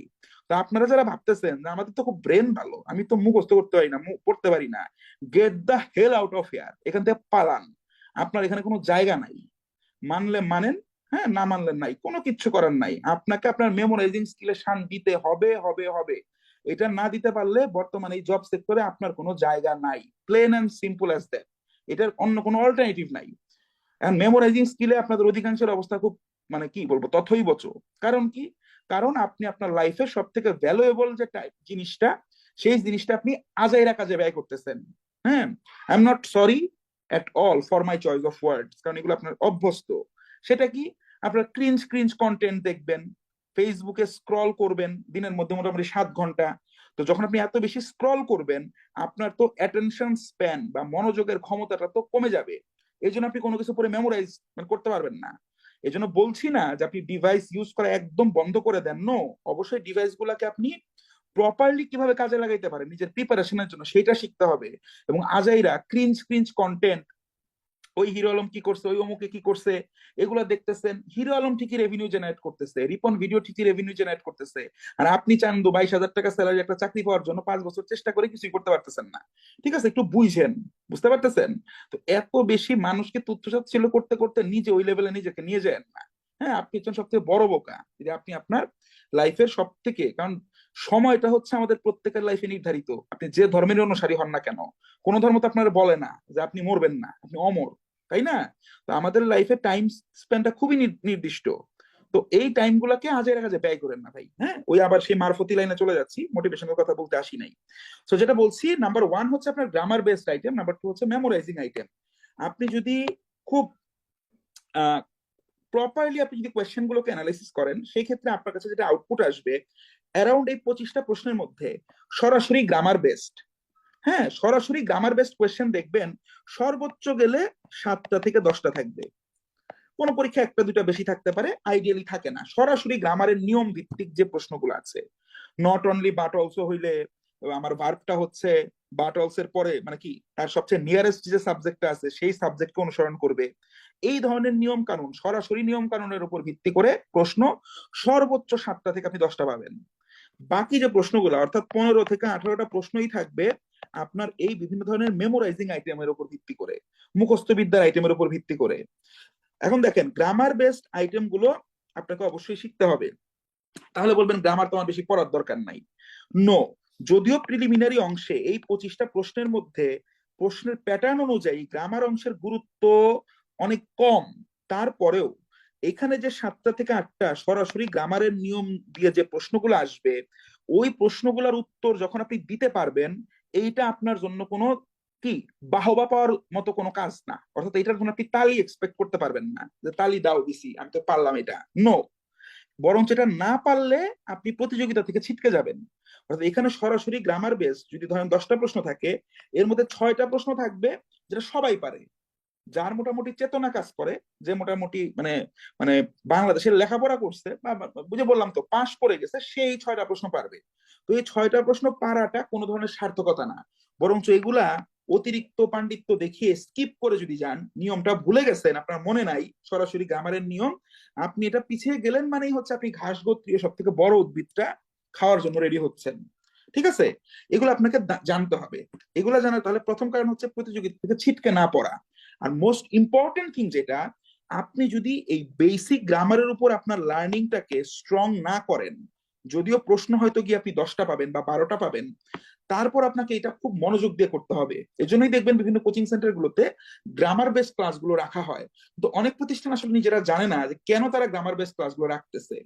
মূল কারণটা হচ্ছে একজন প্রার্থীর যখন কোর গ্রামার বলতে আমি বুঝাচ্ছি যে আপনাদের প্রথমত সাবজেক্ট ভার্ব এগ্রিমেন্ট, বিভিন্ন ধরনের কন্ডিশনাল সেন্টেন্সেস, আপনার ভয়েস চেঞ্জ, হ্যাঁ আপনার ধরেন ন্যারেশন, এগুলো আপনি আগেই পড়েছেন। আপনার হচ্ছে simple complex compound sentence, parts of speech identification, এগুলা যে পারবে না, ওই যে কিছুক্ষণ আগেই বলে এসেছি রিয়েল এক্সাম কোনটা, রিয়েল এক্সামটা হচ্ছে আপনাদের রিটেন। তো ওই যে যে আপনার মূল বেড়াল তো আপনার মারতে হবে রিটেন এক্সামে। তো সেই প্রার্থী যে ঝড়ে বক মারার মতো করে প্রিলিমিনারি ধাপ পার হয়ে যাবে, সে কিন্তু ওই মূল জায়গায় যে বড় রকমের ধরা খাবে। যদিও গ্রামারে মূল পরীক্ষাতে আমার প্রশ্ন আসবে 7টা থেকে 10টা বা সর্বোচ্চ 12টা, তারপরও এখানে আমাদের গ্রামার সম্পর্কে ইন্টেন্সিভ স্টাডি আপনাদের করতে হবে, না হলে আপনি রিটেন পার্টে মোটেও ভালো করতে পারবেন না। বাই দা ওয়ে, রিটেনের মধ্যে বা ব্যাংক জব নিয়ে এতদিন ধরে একটা মিথ ছিল, সেই মিথটা কি? এটা আপনাদের মনেও থাকতে পারে, আপনার ফ্যামিলির সিনিয়র যারা পড়াশোনা করে বা যারা 15 বছর আগে ব্যাংকে চাকরি পাইছে তাদের মধ্যেও আছে, এই তুই ম্যাথ আর ইংলিশ পারিস, তার মানে ম্যাথ ভালো পারিস মানে তো তোর ব্যাংকে চাকরি হয়ে যাবে, ইংলিশ এত পারতে হবে না। জি না, যে আপনাকে এই কথা বলছে তাকে বলবেন যে ইউ হ্যাভ বিন মিস্টেক, মানে আপনি ভুল বলতেছেন। এটা এটা মিথ। মিথ মানে কি? যেটা সত্য না। এখন আপনাকে সব থেকে বেশি জোর দিতে হবে আপনার ইংলিশ পার্টের উপর, কারণ ইংলিশ প্রিলিতে তো একটা সিগনিফিকেন্ট মার্ক ক্যারি করতেছেই। আবার মূল যেটা রিয়েল এক্সাম, এই রিয়েল এক্সামের মেইন গেমটা গেম চেঞ্জারের ভূমিকা কিন্তু পালন করে তার ইংলিশ অংশটা। কারণ এই 200 মার্কের মধ্যে ম্যাথ থেকে থাকবে 30, ম্যাথমেটিক্যাল অংশে মাত্র 30 মার্ক আসবে, জেনারেল নলেজ থেকে আসবে 30, এই হচ্ছে 60। আপনাকে বাংলায় একটা ফোকাস রাইটিং লিখতে হবে 30 মার্কের, এই হচ্ছে 90। বাকি যে 110 আছে, 110 হচ্ছে কমপ্লিটলি আপনার ইংরেজি ভাষাগত দক্ষতা, এবং সেই দক্ষতাটাকে ভিন্ন ভিন্ন টাইপের প্রশ্নের প্রয়োগজনিত ক্ষমতার উপর ভিত্তি করে আপনি পাবেন। অর্থাৎ চাকরি হবে কি হবে না, অনেকেই আছে ম্যাথে এই 30-এ কথার কথা ন্যূনতম 5 মার্ক যদি নির্ধারণ করে নাও দেয়, অতীতে আমরা দেখেছি একটা ম্যাথও পারে নাই, তারপরে তার ব্যাংকে চাকরি হয়েছে। কারণ কি? কারণ সে রিটেনটা ইংলিশে সে ভালো পরীক্ষা দিয়েছে। এই রিটেন নিয়ে ইন ডেপথ কিভাবে পড়তে হবে সেটা নিয়ে আমরা কয়েকদিন আগেই একটা ইন্টেন্সিভ সেশন নিয়েছি রিটেন ইংলিশের, একদম আমাদের হচ্ছে কোর। আমার যিনি টিমমেট আছে তাকে আমি বলবো লাইভ ক্লাসের লিংকে লাস্ট ফোকাস সেটিং নিয়ে যেটা নিয়েছি, যে ক্লাসটা সেই ক্লাসটা না, একদম আমাদের রিটেনের যে গাইডলাইনটা একদম 0 থেকে হিরো পর্যন্ত, রিটেনের একদম বেসিক থেকে যে আমাদের যে রিটেন প্রিপারেশন প্ল্যান অর্থাৎ ব্যাংক জবের যে আমাদের রিটেন প্রোগ্রামটা, সেটা আমরা প্রথম যে গাইডলাইন ক্লাসটা নিয়েছি, সেই গাইডলাইন ক্লাসটার লিংক এবং ট্রান্সলেশন, রিডিং কম্প্রিহেনশন, এই ক্লাসগুলো লিংক গুলো কাইন্ডলি আমাদের জুমে একটু দিয়ে দাও। ফেসবুকে যদি আমাদের এই পোস্টটা যায় সেখানে ওটা দিয়ে দিবা, এবং ইউটিউবে যারা দেখছে তাদেরকেও কমেন্ট বক্সে বা তাদের ডিসক্রিপশনে এই লিঙ্কগুলো একটু কাইন্ডলি দিয়ে দিবা, যাতে তারা এটা দেখতে পারে। ওখানে আমি বিস্তারিত এই রিটেন নিয়ে আপনাদের সম্পর্কে আলোচনা করেছি, ঠিক আছে? ওইটা দেখলেও আপনারা ইনশাল্লাহ উপকৃত হবেন, এবং আপনারা আমাদের কন্টেন্ট গুলো দেখে যদি আপনাদের মনে হয় এগুলো তো আপনারা ফ্রি পার্টিসিপেট করতে পারছেন, যদি আপনাদের মনে হয় যে না এখান থেকে কিছুটা হলে আপনি নতুন একটু ইনফরমেশন পেয়েছেন, সেই ক্ষেত্রে আপনারা যদি আমাদের সাথে এনগেজ করেন অর্থাৎ এনগেজড হন, অর্থাৎ একটা যদি কমেন্ট করেন, আমাদের একটা কন্টেন্ট যদি শেয়ার দেন, সেক্ষেত্রে এটা অবশ্যই আমাদের জন্য ইন্সপিরেশন হিসেবে কাজ করবে। ওকে, ওইটা করার জন্য ভিক্ষা চাইতে পারবো না ভাই, এটা করেন। হ্যাঁ, যদি আপনি মাকে ভালোবাসেন এটা করেন ভাই, দরকার নাই ভাই। হ্যাঁ, আল্লাহর নামে দেন না ভাই, দরকার নাই। ইফ ইউ রিয়েলি ফিল যে না আই এম টকিং সেন্স, অথবা আপনি যাকে শুনছেন, the person um you are listening, যে he is talking some sense, সেক্ষেত্রে অবশ্যই আপনি আমাদের সাথে একটু এনগেজ করবেন, একটা কমেন্ট করেন, একটা শেয়ার দিন, এটা আমাদেরকে ইন্সপায়ার করবে। তো আমরা জুমে সেই লিঙ্কগুলো দিয়ে দিয়েছি। এছাড়া যারা জুমে ক্লাসে পার্টিসিপেট করছেন তারা না পেলে আমাদের হেড হটলাইন নাম্বারে নক করলে আপনাদেরকে আমরা এগুলো দিয়ে দিব। গাইডলাইন ক্লাসটা মাস্ট মাস্ট মাস্ট সি, ঠিক আছে? অবশ্যই দেখবেন। ওকে, আমরা কিভাবে ক্লাসগুলো কন্ডাক্ট করছি, আর আমাদের সাথে এনরোলড হন বা না হন, আমাদের সাথে কোর্স এনরোল হওয়ার দরকার নাই, বাট সেই সেশনগুলো দেখেন, অ্যাটলিস্ট দেখেন, আপনার ভুল ধারণাগুলো ভেঙে দেন পরীক্ষার জন্য প্রিপারেশন নিয়েন ভাই। দিন শেষে কোন একটা প্রতিষ্ঠান কিন্তু কোচিং সেন্টার আপনাকে চাকরি পাইতে পারবে না, জবটা পাবেন আপনি। আমরা কি করতে পারি? সর্বোচ্চ আপনাকে মেন্টরিংটা করতে পারি।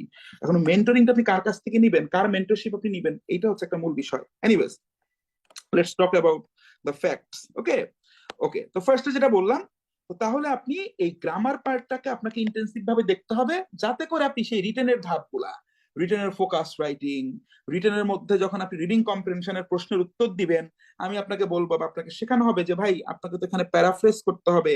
প্যারাফ্রেজ মানে শুধু সকল শব্দের সিনোনিম অ্যান্টোনিম দেয়া না, একটা বাক্য সিম্পলে থাকলে কমপ্লেক্সে দেওয়া, কমপ্লেক্স থাকলে কম্পাউন্ডে বা সিম্পলে নেওয়া, ভাইস ভার্সা, যেগুলোকে আমরা বলি ট্রান্সফরমেশন। তো এই ব্যাপারগুলো সব জায়গায় আপনার কাজে লাগবে, এই জন্য আপনাকে গ্রামারটা পড়তে হয়।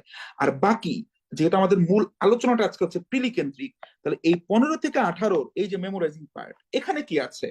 এখানে যে অংশগুলো, এই অংশটুকু পড়ার জন্য আপনাকে কার কোনো পীর বাবার কোনো পীরের দরবারে যাওয়ার দরকার নাই, আপনি নিজে নিজেই পড়তে পারবেন, এবং এটা আপনি নিজে নিজেই পড়তে হবে। যারা এইটাও আমাকে অন্য একজন টিচার আপনাকে স্পুন ফিট করবে এরকম ভাবছেন, তারা ভাই বোকা স্বর্গে বাস করছেন। ব্যাপারটা এরকম না, এখানে আপনাকে নিজে নিজে চেষ্টা করতে হবে। এই মেমোরাইজিং আইটেম গুলোর মধ্যে কি আছে? প্রথমে আছে হচ্ছে এখানে আপনার ভোক্যাব বেসড কোয়েশ্চেন থাকবে। ভোক্যাব থেকে মূলত 4 ধরনের কোয়েশ্চেন থাকে। নাম্বার 1 হচ্ছে আপনার সিনোনিমস বা সমার্থক শব্দ ভিত্তিক। নাম্বার 2 হচ্ছে আপনার অ্যান্টোনিমস বা আপনার বিপরীতার্থক শব্দ, এটা নিয়ে কোয়েশ্চেন হয়।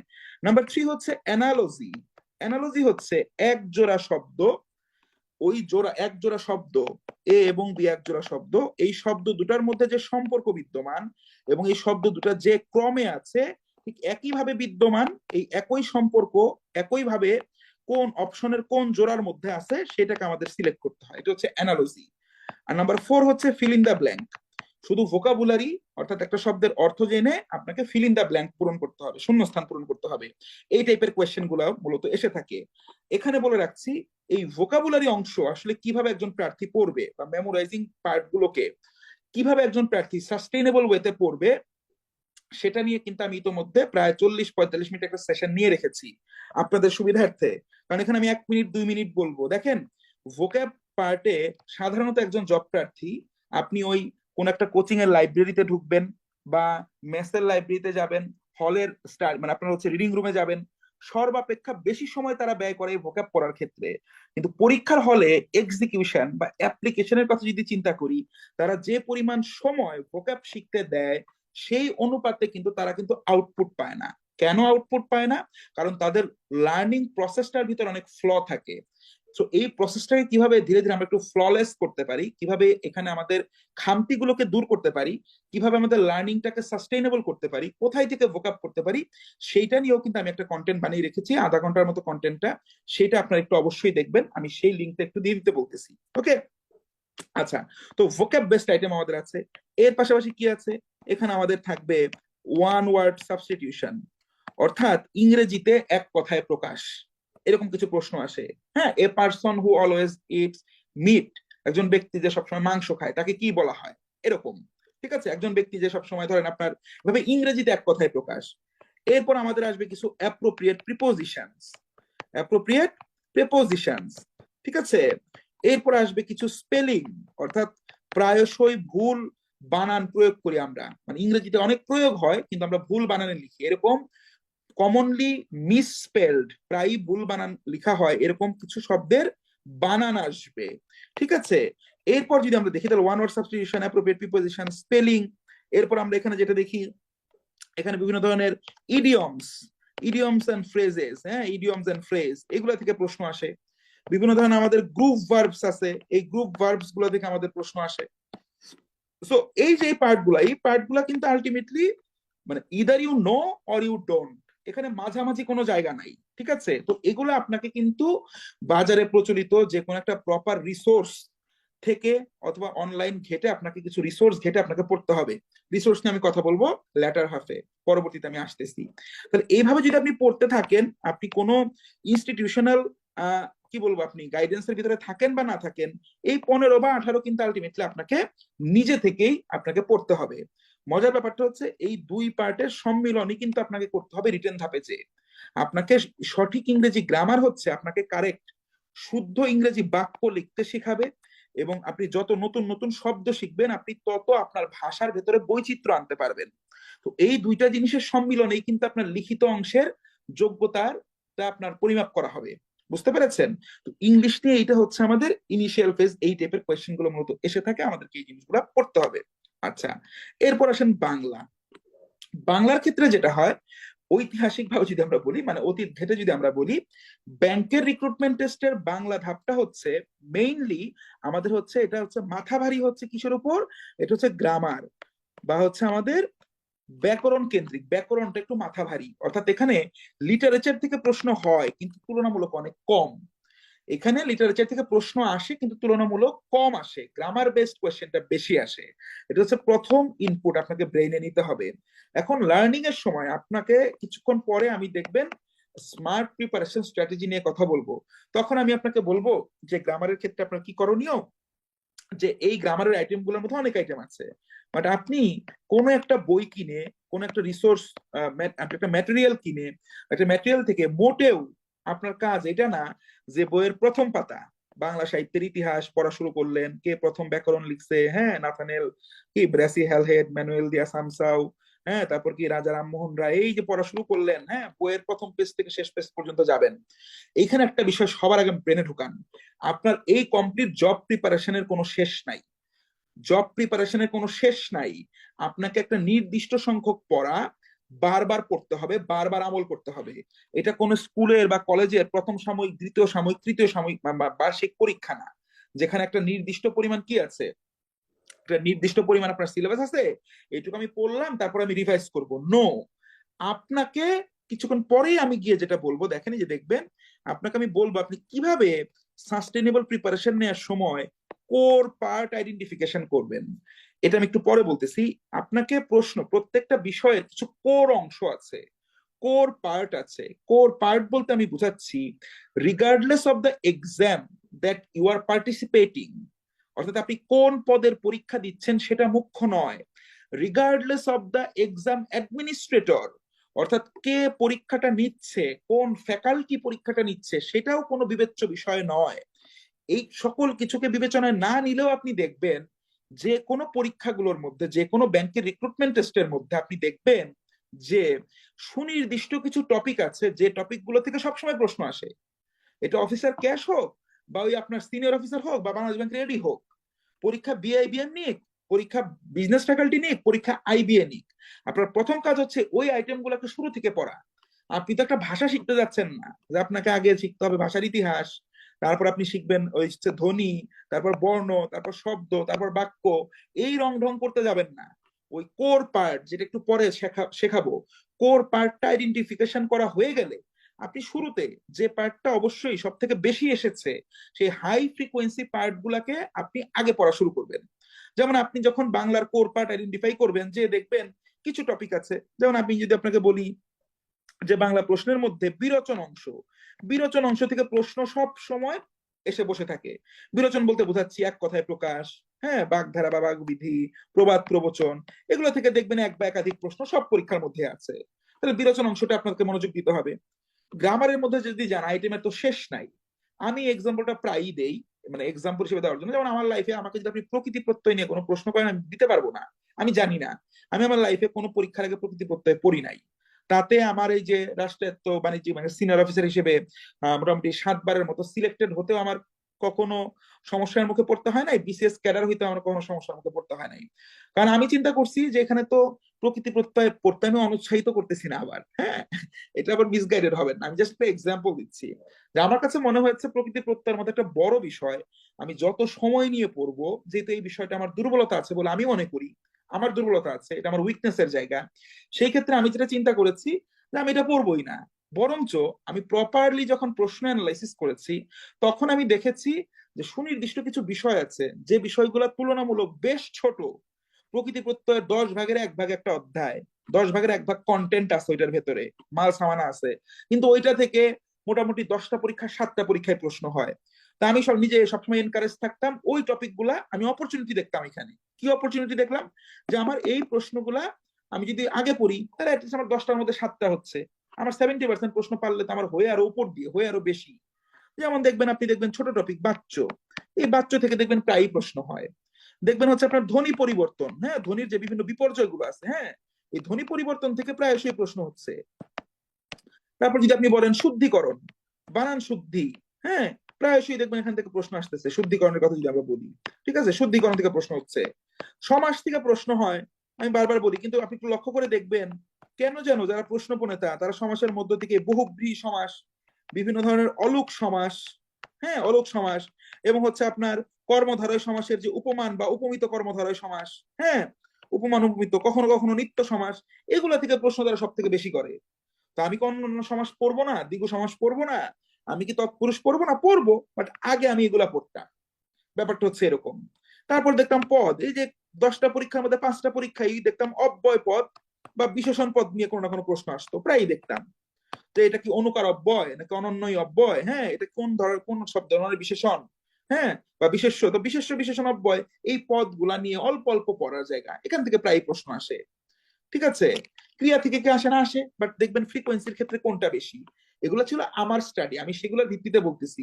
আমার নতুন করে স্টাডি করার মতো আমার আর তেল নাই, এই তেলটা আপনাকে খরচ করতে হবে, ব্যয় করতে হবে এই তেলটা। এটা যদি আপনি রেডিমেড চাইতে চান, মানে দেখতে চান, তাহলে আপনি বোকামি করতেছেন। এটা কিভাবে, এটা পরে বলবো। লিটারেচারের দিক থেকে সাধারণত বাংলায় যেটা হয়, ধরেন এখানে লিটারেচারের প্রশ্নের কোনো বাপ মা নাই। আমরা আগে বলতাম যে হয় বিগত বছরের কোয়েশ্চেন বেসড, মানে কোয়েশ্চেন করে, সেটা তো মোটামুটি সবারই পারা উচিত। আর সেকেন্ডলি যখন ইনোভেটিভ কোয়েশ্চেন করে লিটারেচার থেকে, সেটা আসলে অ্যান্সার করার সক্ষমতা খুব কালে ভদ্রে একজন দুইজন স্টুডেন্টের থাকতে পারে, অধিকাংশেরই সেগুলো থাকে না। বাংলায় পিএইচডি করছে এরকম লোকও দেখবেন হিমশিম খেয়ে যায়, মাঝে মাঝে এরকম প্রশ্ন আসে। তো সেই ক্ষেত্রে কি, আপনি যখন বিসিএস এর মতো পরীক্ষার হতে প্রিপারেশন নেবেন, তো গতানুগতিক বাংলাদেশের জব প্রিপারেশন নেওয়ার ক্ষেত্রে আপনি মানেন বা না মানেন, আপনার প্রথম কাজ হচ্ছে বিগত বছরের যত চাকরির পরীক্ষার প্রশ্ন আছে, বিসিএস প্রিলিমিনারি থেকে শুরু করে ব্যাংক প্রিলিমিনারি, ওই হচ্ছে আপনার কি, মূলত এই দুইটা কাগজ যদি টার্গেট করে আপনি ভালো মতো বাংলা জেনারেল নলেজ, ইংলিশের মেমোরাইজিং আইটেম গুলা বা ইংলিশের গ্রামার আইটেম গুলা, এগুলো আপনার পড়তে পড়তে ছোটস্থ করে ফেলতে হবে। যদিও আপনি এক্সপেক্ট করবেন না যে সব প্রশ্ন এখান থেকে আসবে, এটা এক্সপেক্ট করা উচিত না, এটা হওয়া উচিতও না, কিন্তু আনফরচুনেটলি বা ফরচুনেটলি এখানেও একটা আইরনি আছে। যে কোনোভাবেই হোক, বিগত বছরের প্রশ্নগুলো থেকে একটা সিগনিফিকেন্ট নাম্বার অফ কোয়েশ্চেন আপনি সব পরীক্ষাতেই কমন পাবেন। ঠিক আছে?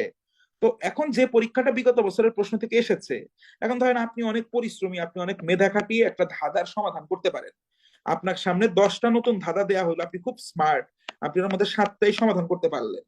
এখন এই 10টা ধাঁধার মধ্যে কথার কথা 8টা ধাঁধা যদি এমন থাকে, আপনার ছোট ভাই আপনার থেকে 15 বছরের ছোট, আপনার বয়স ধরেন 25, আপনার ছোট ভাইয়ের বয়স 8 বছর, তো ও প্রায়ই এই ধাঁধাগুলা শুনেছে, 8টা ধাঁধা ওর কমন, ওকে গল্প ছলে ছলে আপনার মা বলেছে বা আপনার বাবা বলেছে, তাহলে আপনার থেকে কম মেধাবী, আপনার হাঁটুর বয়সী হওয়া সত্ত্বেও ও দেখা গেল ওই 10টার মধ্যে ও 8টা পেরে গেল।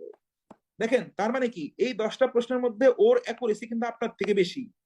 কিন্তু ব্যাপারটা কি, ব্যাপারটা হচ্ছে ও এই 8টা ধাঁধা পূর্বে শুনেছে।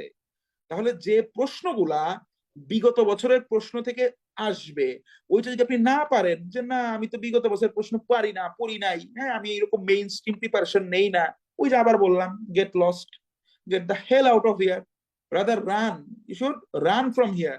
দৌড়ান আপনি এখান থেকে, আপনার এখানে কোনো জায়গাই নাই। বিগত বছরের প্রশ্ন যদি আসে, ওইটা পারাটা সার্থকতা না, না পারাটা বড় ধরনের ক্রাইম। ঠিক আছে? আপনি দেখবেন সামনে কিছু পরীক্ষা হয়, যেমন পূর্বে বিভিন্ন পরীক্ষা হইতো, যখন বিভিন্ন দেখা যাচ্ছে এনএসআই রেডি পদের পরীক্ষা হচ্ছে, লাস্ট পরীক্ষা বোধহয় আইবিএ নিয়েছিল, তার আগের গুলার কথা বলতেছি। কিছু কিছু পরীক্ষা হবে 80টার মধ্যে প্রিলি পাস করতে হলে আপনাকে 78টা বা 79টা পারতে হবে। কারণ কি? কারণ যে দেখবেন মোটামুটি 75টা প্রশ্নই হচ্ছে বিগত বছরের প্রশ্ন, বিগত বছর থেকে তুলে দেওয়া হয়েছে। ঠিক আছে? বিগত বিসিএস, বিগত ব্যাংকের পরীক্ষার প্রশ্ন থেকে তুলে দেওয়া হয়েছে। তো আপনাকে এই লেভেলের অ্যাকুরেসি বিগত বছরের প্রশ্নের উপর রাখতে হবে, আপনি যত বড় পণ্ডিতই হন না কেন। আর লিটারেচারের জন্য একটু লক্ষ্য রাখবেন, কিছু কিছু মানে ওই যে যেটা বললাম, তাহলে বিগত বছরের আপনি প্রশ্নগুলো পড়বেন, বিসিএস এর বিগত বছরের প্রশ্ন পড়বেন, আমি এগুলাই পড়তাম, আমি লিটারেচার নিয়ে মূলত মাথা ঘামাইতাম না। বিসিএস এর বিগত বছরের প্রশ্ন, ব্যাংকের বিগত বছরের প্রশ্ন একটু দেখে যাইতাম, এর পাশাপাশি একটু চোখ কান খোলা রাখতাম জিকের কনটেক্সটে। বাংলার সাথে জিকের একটু রিলেশন আছে, কিছু কিছু কবি সাহিত্যিক আছে যারা হঠাৎ করে খুব গুরুত্বপূর্ণ হয়ে উঠতেন। কিভাবে গুরুত্বপূর্ণ হইতেন? নাম্বার ওয়ান, তারা যদি কোনো পুরস্কার বা পদবিতে ভূষিত হইতেন, তখন তারা প্রাসঙ্গিক হয়ে যাইতেন। অনেকে আছে দুঃখজনক, বাট তারা মোড়ে প্রাসঙ্গিক হন। রিসেন্ট টাইমসে কেউ কোনো কবি সাহিত্যিক মারা গেছে, ঠিক আছে, ওনার মৃত্যুর পর উনি প্রাসঙ্গিক হয়ে ওঠেন, ওনার সাহিত্যকর্ম নিয়ে আসে। যে কোন একটা গিভেন টাইমে যে সরকার ক্ষমতায় থাকে, ওই সরকারের সাথে মতাদর্শ আছে, ওই সরকারের মানে কি সর্বোচ্চ মহলের সাথে উঠা বসা আছে, ওই সরকারের আমলে বিভিন্ন পুরস্কার পেয়েছে। এই ধরনের কবি সাহিত্যিক যারা আছেন তাদেরকে নিয়েও প্রশ্ন হয়, সমকালীন কবি সাহিত্যিক তাদেরকে নিয়ে একটা দুটা প্রশ্ন আসে। হ্যাঁ, কোন একজন কবি সাহিত্যিকের তার সাহিত্যকর্ম নিয়ে একটা সিনেমা চলচ্চিত্র নির্মাণ হয়েছে, হ্যাঁ সেটা থেকে প্রশ্ন আসে। তো এগুলো লক্ষ্য রাখতে হবে কখন কোন জিনিস প্রাসঙ্গিক হয়ে যায়। ঠিক আছে? আপনার চোখ কান খোলা রাখতে হবে। এটা হচ্ছে বাংলা। আসেন ম্যাথ। ম্যাথের ব্যাপারে মূল খেলা যেটা, যদিও ম্যাথে 20টা প্রশ্ন আসে, এভারেজ একজন স্টুডেন্টের জন্য যেটা মূল ঘটনা, মূল যে ঘটনাটা আমরা দেখি সেটা হচ্ছে, সাধারণত একজন এভারেজ স্টুডেন্ট এই 20টা প্রশ্নের মধ্যে দেখা যায় অধিকাংশ স্টুডেন্ট বা একটা মেজরিটি স্টুডেন্টস এর ক্ষেত্রে যেটা আমরা দেখি, তাদের এভারেজ মার্কটা হচ্ছে মোটামুটি অ্যারাউন্ড 8 থেকে 11, এই রেঞ্জের মধ্যে উঠানামা করে। কেন? ব্যাপারটা কি এরকম যে প্রশ্ন খুবই কঠিন? নো। আপনি একজন জব প্রার্থী, এই 20টা ম্যাথ নিয়ে যদি আপনি প্রিপারেশন নেন, জবের জন্য প্রিপারেশন নিয়েছেন, আপনি নিজে নিজে বাসায় বসে বই দেখে দেখে প্র্যাকটিস করেছেন, বা কোনো কোচিং সেন্টার গিয়ে ক্লাস করেছেন, ইউটিউবে ভিডিও দেখেছেন, ভিডিও লেসন্স দেখেছেন, হোয়াট এভার ইট ইজ, আপনি আপনার আপনার যে কমফোর্ট জোন, আপনার বাসার পড়ার টেবিল বা আপনার হচ্ছে আপনার লাইব্রেরির যে সিটটা আপনি ভাড়া নিয়ে পড়তেছেন, আপনার ওই টেবিলে বসে আপনি 20টা ম্যাথ যদি আপনি আরামে এসে করতে যান, দেখা যাবে আপনি মোটামুটি এর মধ্যে 16-17টা ম্যাথ নিঃসন্দেহে সমাধান করতে পারতেছেন। 18টাও হইতে পারে, হ্যাঁ, আপনি ধীরে সুস্থে সমাধান করতে পারেন, কোনো সমস্যা নাই। ব্যাপারটা হচ্ছে এখানে মূল প্রতিবন্ধকতাটা হচ্ছে সময়। আপনি যখন পরীক্ষার হলে এই টাইম কনস্ট্রেন্টের মধ্যে পরীক্ষা দিবেন, বিকজ এই প্রিলিমিনারি ধাপে এই যে 60টা আমি লাল কালিতে বড় করে রেখেছি একটা উদ্দেশ্য নিয়ে, যে যত বড় আমরা বড় বড় কথাই বলি না কেন, এই 60 মিনিট সময়ে 100টা প্রশ্নের উত্তর দেওয়া it's not a matter of joke at all. অনেকে আছেন 100টা প্রশ্ন পড়তেও পারবেন না, ঠিক আছে, যারা অভ্যস্ত থাকবেন না পরীক্ষা পদ্ধতিগুলোর সাথে। তো ম্যাথের ক্ষেত্রে যেটা হয়, 16, 17, 18টা ম্যাথ আপনার নিজের কমফোর্ট জোনে বসে বসে করার সক্ষমতা আপনার আছে। But the main thing is, আপনি যখন পরীক্ষার হলে একটা সময়ের প্রতিবন্ধকতা নিয়ে হয়তো 15 মিনিটে বা 18 মিনিটে বা 20 মিনিটে এই 20টা ম্যাথ সমাধান করার চেষ্টা করবেন, তখন দেখা যাবে যারা ট্র্যাডিশনালি ম্যাথ গুলা করেন, প্রথাগত ভাবে এই ম্যাথ গুলা সমাধান করে যারা অভ্যস্ত, তাদের ক্ষেত্রে যে ঘটনাটা ঘটবে, আপনারা এই 8টা 10টার বেশি ম্যাথ পড়ারই সময় পাবেন না। তারা 8টা 10টার বেশি ম্যাথ পড়ার সময় পাবেন না, আমি খুব দায়িত্ব নিয়ে বলছি এটা, ঠিক আছে? তো এই জন্য আপনাকে যেটা করতে হবে, ব্যাংকের বর্তমান যে স্মার্ট, যত স্মার্ট জব, আপনার প্রিপারেশন গুলো তত স্মার্ট হইতে হবে। আপনাকে আইবিএ প্রশ্ন নিলে আমরা মনে করি প্রশ্নটা খুব কঠিন হয়, বাট বেসিক্যালি আপনার ইংলিশ এবং ম্যাথের প্রিপারেশনটা এই কম, আপনার এই যেটাকে বলি আইবিএ স্ট্যান্ডার্ড বা বাংলাদেশ ব্যাংকের এডি স্ট্যান্ডার্ড লেভেলে আপনাকে শিখতে হবে। কারণ কি, কারণ আপনি এক একটা চাকরির পরীক্ষার জন্য অবশ্যই এক একভাবে প্রস্তুতি নেবেন না। আপনি এই যে প্রস্তুতিটা নিচ্ছেন ব্যাংকের জন্য, আপনাকে নিশ্চিত করতে হবে এই ম্যাথ ইংলিশের প্রিপারেশন এখানে আপনার শেষ। বিসিএস এর জন্য গিয়ে আপনি শুধু ইংলিশ লিটারেচারটা আলাদা করে পড়বেন। পেট্রো বাংলার পরীক্ষার জন্য কি আপনি আবার নতুন কোনো কোচিং করবেন নাকি? এনএসআই এর জন্য আবার নতুন কোচিং করবেন? হইেন ভর্তি হলে আমাদের জন্য ভালো, আমরা 2-1 দিন পর পর নতুন নতুন নামে কোর্স ছাড়বো, আপনার সেই নতুন নতুন কোর্সে অ্যাড হইবেন, ঠিক আছে? যেটাকে বলা হয় মুরগি বানানো, তো মুরগি হন, নিজে যদি নিজেকে মুরগি চিন্তা করেন। আপনাকে বুঝতে হবে, ওই পরীক্ষাগুলা বলেন, এই ব্যাংকের পরীক্ষাগুলা বলেন, ব্যাংকের প্রিপারেশন নেওয়ার সময় অনেকে আবার আছেন ইনফেরিয়রিটি কমপ্লেক্সে ভুগেন। মানে নিজে ভাবে না আমার দ্বারা, মানে কি মুঝসে না হো পায়েগা, আপনার আমার দ্বারা হবে না, আপনি এরকম ভাবেন যে আমি সিনিয়র অফিসারের জন্য পড়ি, আমি এডির জন্য কেন পড়বো? ওহে আমার চান্দু, আমার ভাই, আমার বোন, যেই আপনি আছেন, এডি পরীক্ষার প্রশ্ন খুব উচ্চ মার্গীয়, যাকে স্যার ডাকতে হবে আপনার, যে বলো না আমাকে স্যার ডাকবা। আর সিনিয়র অফিসারের প্রশ্ন হচ্ছে ফকিন্নি মার্কা, ব্যাপারটা মোটেও এরকম না। অতীতে এমন অনেক ইভেন্ট আছে, এডি পরীক্ষার প্রশ্নের থেকে আপনার সমন্বিত ক্যাশ অফিসার, অফিসার ক্যাশ পদের প্রিলি পরীক্ষার প্রশ্ন ডিফিকাল্ট হয়েছে। আমি আপনাকে এরকম এক্সাম্পল দিয়ে দেখাইতে পারবো। তো it's not about the post or designation, ঠিক আছে? আপনি যখন পড়বেন, আপনি যখন প্রিপারেশনটা শুরু করতেছেন, you need to make sure you are preparing yourself for the কি হাইয়েস্ট, কি যদি বলি হাইয়েস্ট পোস্ট, অথবা দ্য টপ টপ পোস্ট, এটার জন্য আপনার নিজের প্রিপারেশনটা নিতে হবে। অর্থাৎ সম্ভাব্য সর্বোচ্চ, সম্ভাব্য স্মার্টেস্ট প্রিপারেশনটা আপনাকে নিতে হবে, এইটা আপনাকে নিশ্চিত করতে হবে। এইখানে কোনো হাফ হার্টেড অ্যাটেম্প নেওয়া যাবে না। আগে দেখতাম আমাদের ক্রিকেটাররা ছিল, আপনারা হয়তো খুব একটা দেখেন নাই, যে আকরাম খান খেলতেছে, হ্যাঁ খেলতেছে, বলে এই লফটেড শট। লফটেড শট মানে কি জানেন? মানে মানে উঁচু উড়ায় শট খেলছে আর কি, হ্যাঁ, মানে উঁচুতে মারছে। মানে তুই মানে গায়ের সমস্ত শক্তি দিয়ে মার তা না, মানে ডিফেন্সও করে না, পুরোপুরি ভাবে অ্যাটাকও করে না, হাফ হার্টেড শট খেলে, কনফিউজ, এদেরকে মারবো না মারবো না। ওই দেখা যায় মিড অফে ক্যাচ হয়, হ্যাঁ মিডনে ক্যাচ হইতেছে, বুঝে না, মিড উইকেটে ক্যাচ হইতেছে, মানে সার্কেল পার করতে পারতো না। আমরা দেখে আসছি এগুলা। তো ওই জন্য বলতেছি, যদি চেষ্টা করার থাকে ভাই, একদম অল আউট অ্যাটেম্প দিতে হবে।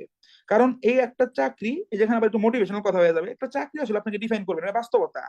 যারা এই ক্লাসটা দেখতেছেন, যারা এই ক্লাসটা শুনতেছেন, আপনাদের মধ্যে সর্বোচ্চ 1%ও আপনার কাঙ্ক্ষিত জব পাবেন না, এটা হলো বাস্তবতা।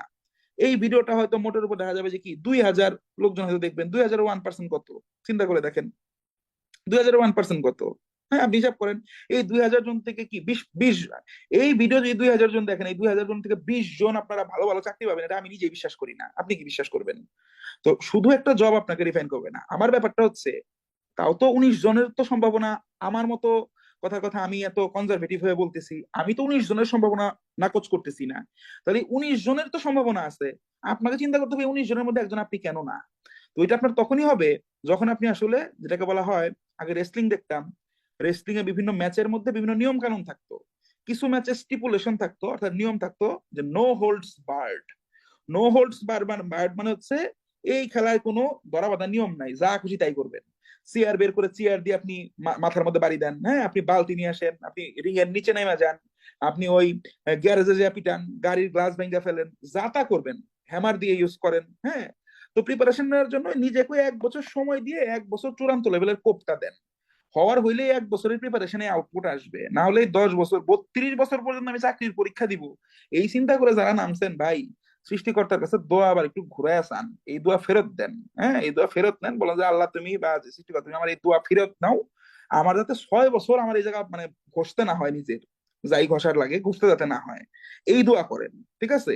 হইলে 1 বছরই হোক, না হলে 1 বছর পরে এই সেক্টর থেকে বের হয়ে ডু সামথিং এলস, নিজের স্কিল ডেভেলপ করে অন্য কিছু করেন ভাই। এই জায়গায় বছরের পর বছর পরে থেকে সময় নষ্ট করেন না। আর যে চাকরি আবার এই 19 জন চাকরি পাইলো, আপনি পাইলেন না তার মানে আপনি লুজার, মোটেও ব্যাপারটা এরকম না। স্কুল লাইফ অনেকে দেখবেন ফার্স্ট ছিল, সেকেন্ড ছিল, হ্যাঁ, লেখার সময় পরীক্ষার হলে খাতা মানে কি ঢাইকা রাখতো, তারা সবাই কোথায়, সবাই ভালো জায়গায় যায় নাই। বরঞ্চ যাদের কমিউনিকেশন স্কিল ভালো ছিল, ক্লাস ক্যাপ্টেন হইতো, মাতবরি করতো, টিচারদের সাথে নেগোশিয়েট করতো, দেখবেন তারা ভালো করতেছে, প্রাইভেট ভার্সিটিতে পড়েও, ন্যাশনাল ভার্সিটিতে পড়েও। আর এখানে বলে রাখি, আমি জানি আপনাদের মধ্যে একটা বৃহৎ সংখ্যক বা বৃহৎ অংশ, আমার যারা অডিয়েন্স আছে বেশিরভাগ হচ্ছে ঢাকা ইউনিভার্সিটির স্টুডেন্ট আছেন, আপনারা পাবলিক ইউনিভার্সিটি স্টুডেন্ট আছেন বিভিন্ন। প্রথম কথা হচ্ছে ভাই, আপনার ভেতরে যদি কোনো আজাইরা ভাব থাকে, আল্লাহর ওয়াস্তে ঝেড়ে ফেলে দেন। কারণ এখন যে নিয়োগ প্রক্রিয়া, এই নিয়োগ প্রক্রিয়ায় আপনি কোন প্রতিষ্ঠান থেকে পাশ করছেন এটা আপনাকে 4 আনা পরিমাণ আপনাকে কোনো বেনিফিট দিবে না। তো কোনো আজাইরা ভাব যদি থাকে, ভার্সিটির ফার্স্ট ইয়ার সেকেন্ড ইয়ারে স্পেশালি যারা পাবলিক বিশ্ববিদ্যালয়ে পড়ছেন আমার সাথে রিলেট করতে পারবেন, প্রথম 1-2 বছর কিন্তু আমাদের সেই লেভেলের ভাব থাকে। বিড়ি সিগারেট খাইতে পারেন না, তারপর সিগারেট একটা ধরান কেন, কারণ একটা বড় ভাইব দিতে হবে। এই লেভেলের আজাইরা যত ভাব আছে এগুলোকে ঝেড়ে ফেলে দেন, ঠিক আছে। এগুলো আপনার ভাইবা বোর্ডেও আপনাকে কোনো ধরনের অ্যাডভান্টেজ দিবে না, ঠিক আছে, বি রিয়েলিস্টিক। আচ্ছা, তো এখন আসেন মূল কথায় আসি। তাহলে এই যে 20টা প্রশ্ন আছে, এই 20টা প্রশ্ন থেকে বেসিক্যালি যেটা হবে, 6টা থেকে 7টা প্রশ্ন এখানেও থাকবে, যেটা মোটামুটি যারা বিগত বছরের প্রশ্নগুলো নিয়ে ঘাটাঘাটি করবে তাদের প্রত্যেকেরই পারার যোগ্যতা আছে, দক্ষতা আছে, অবশ্যই আছে।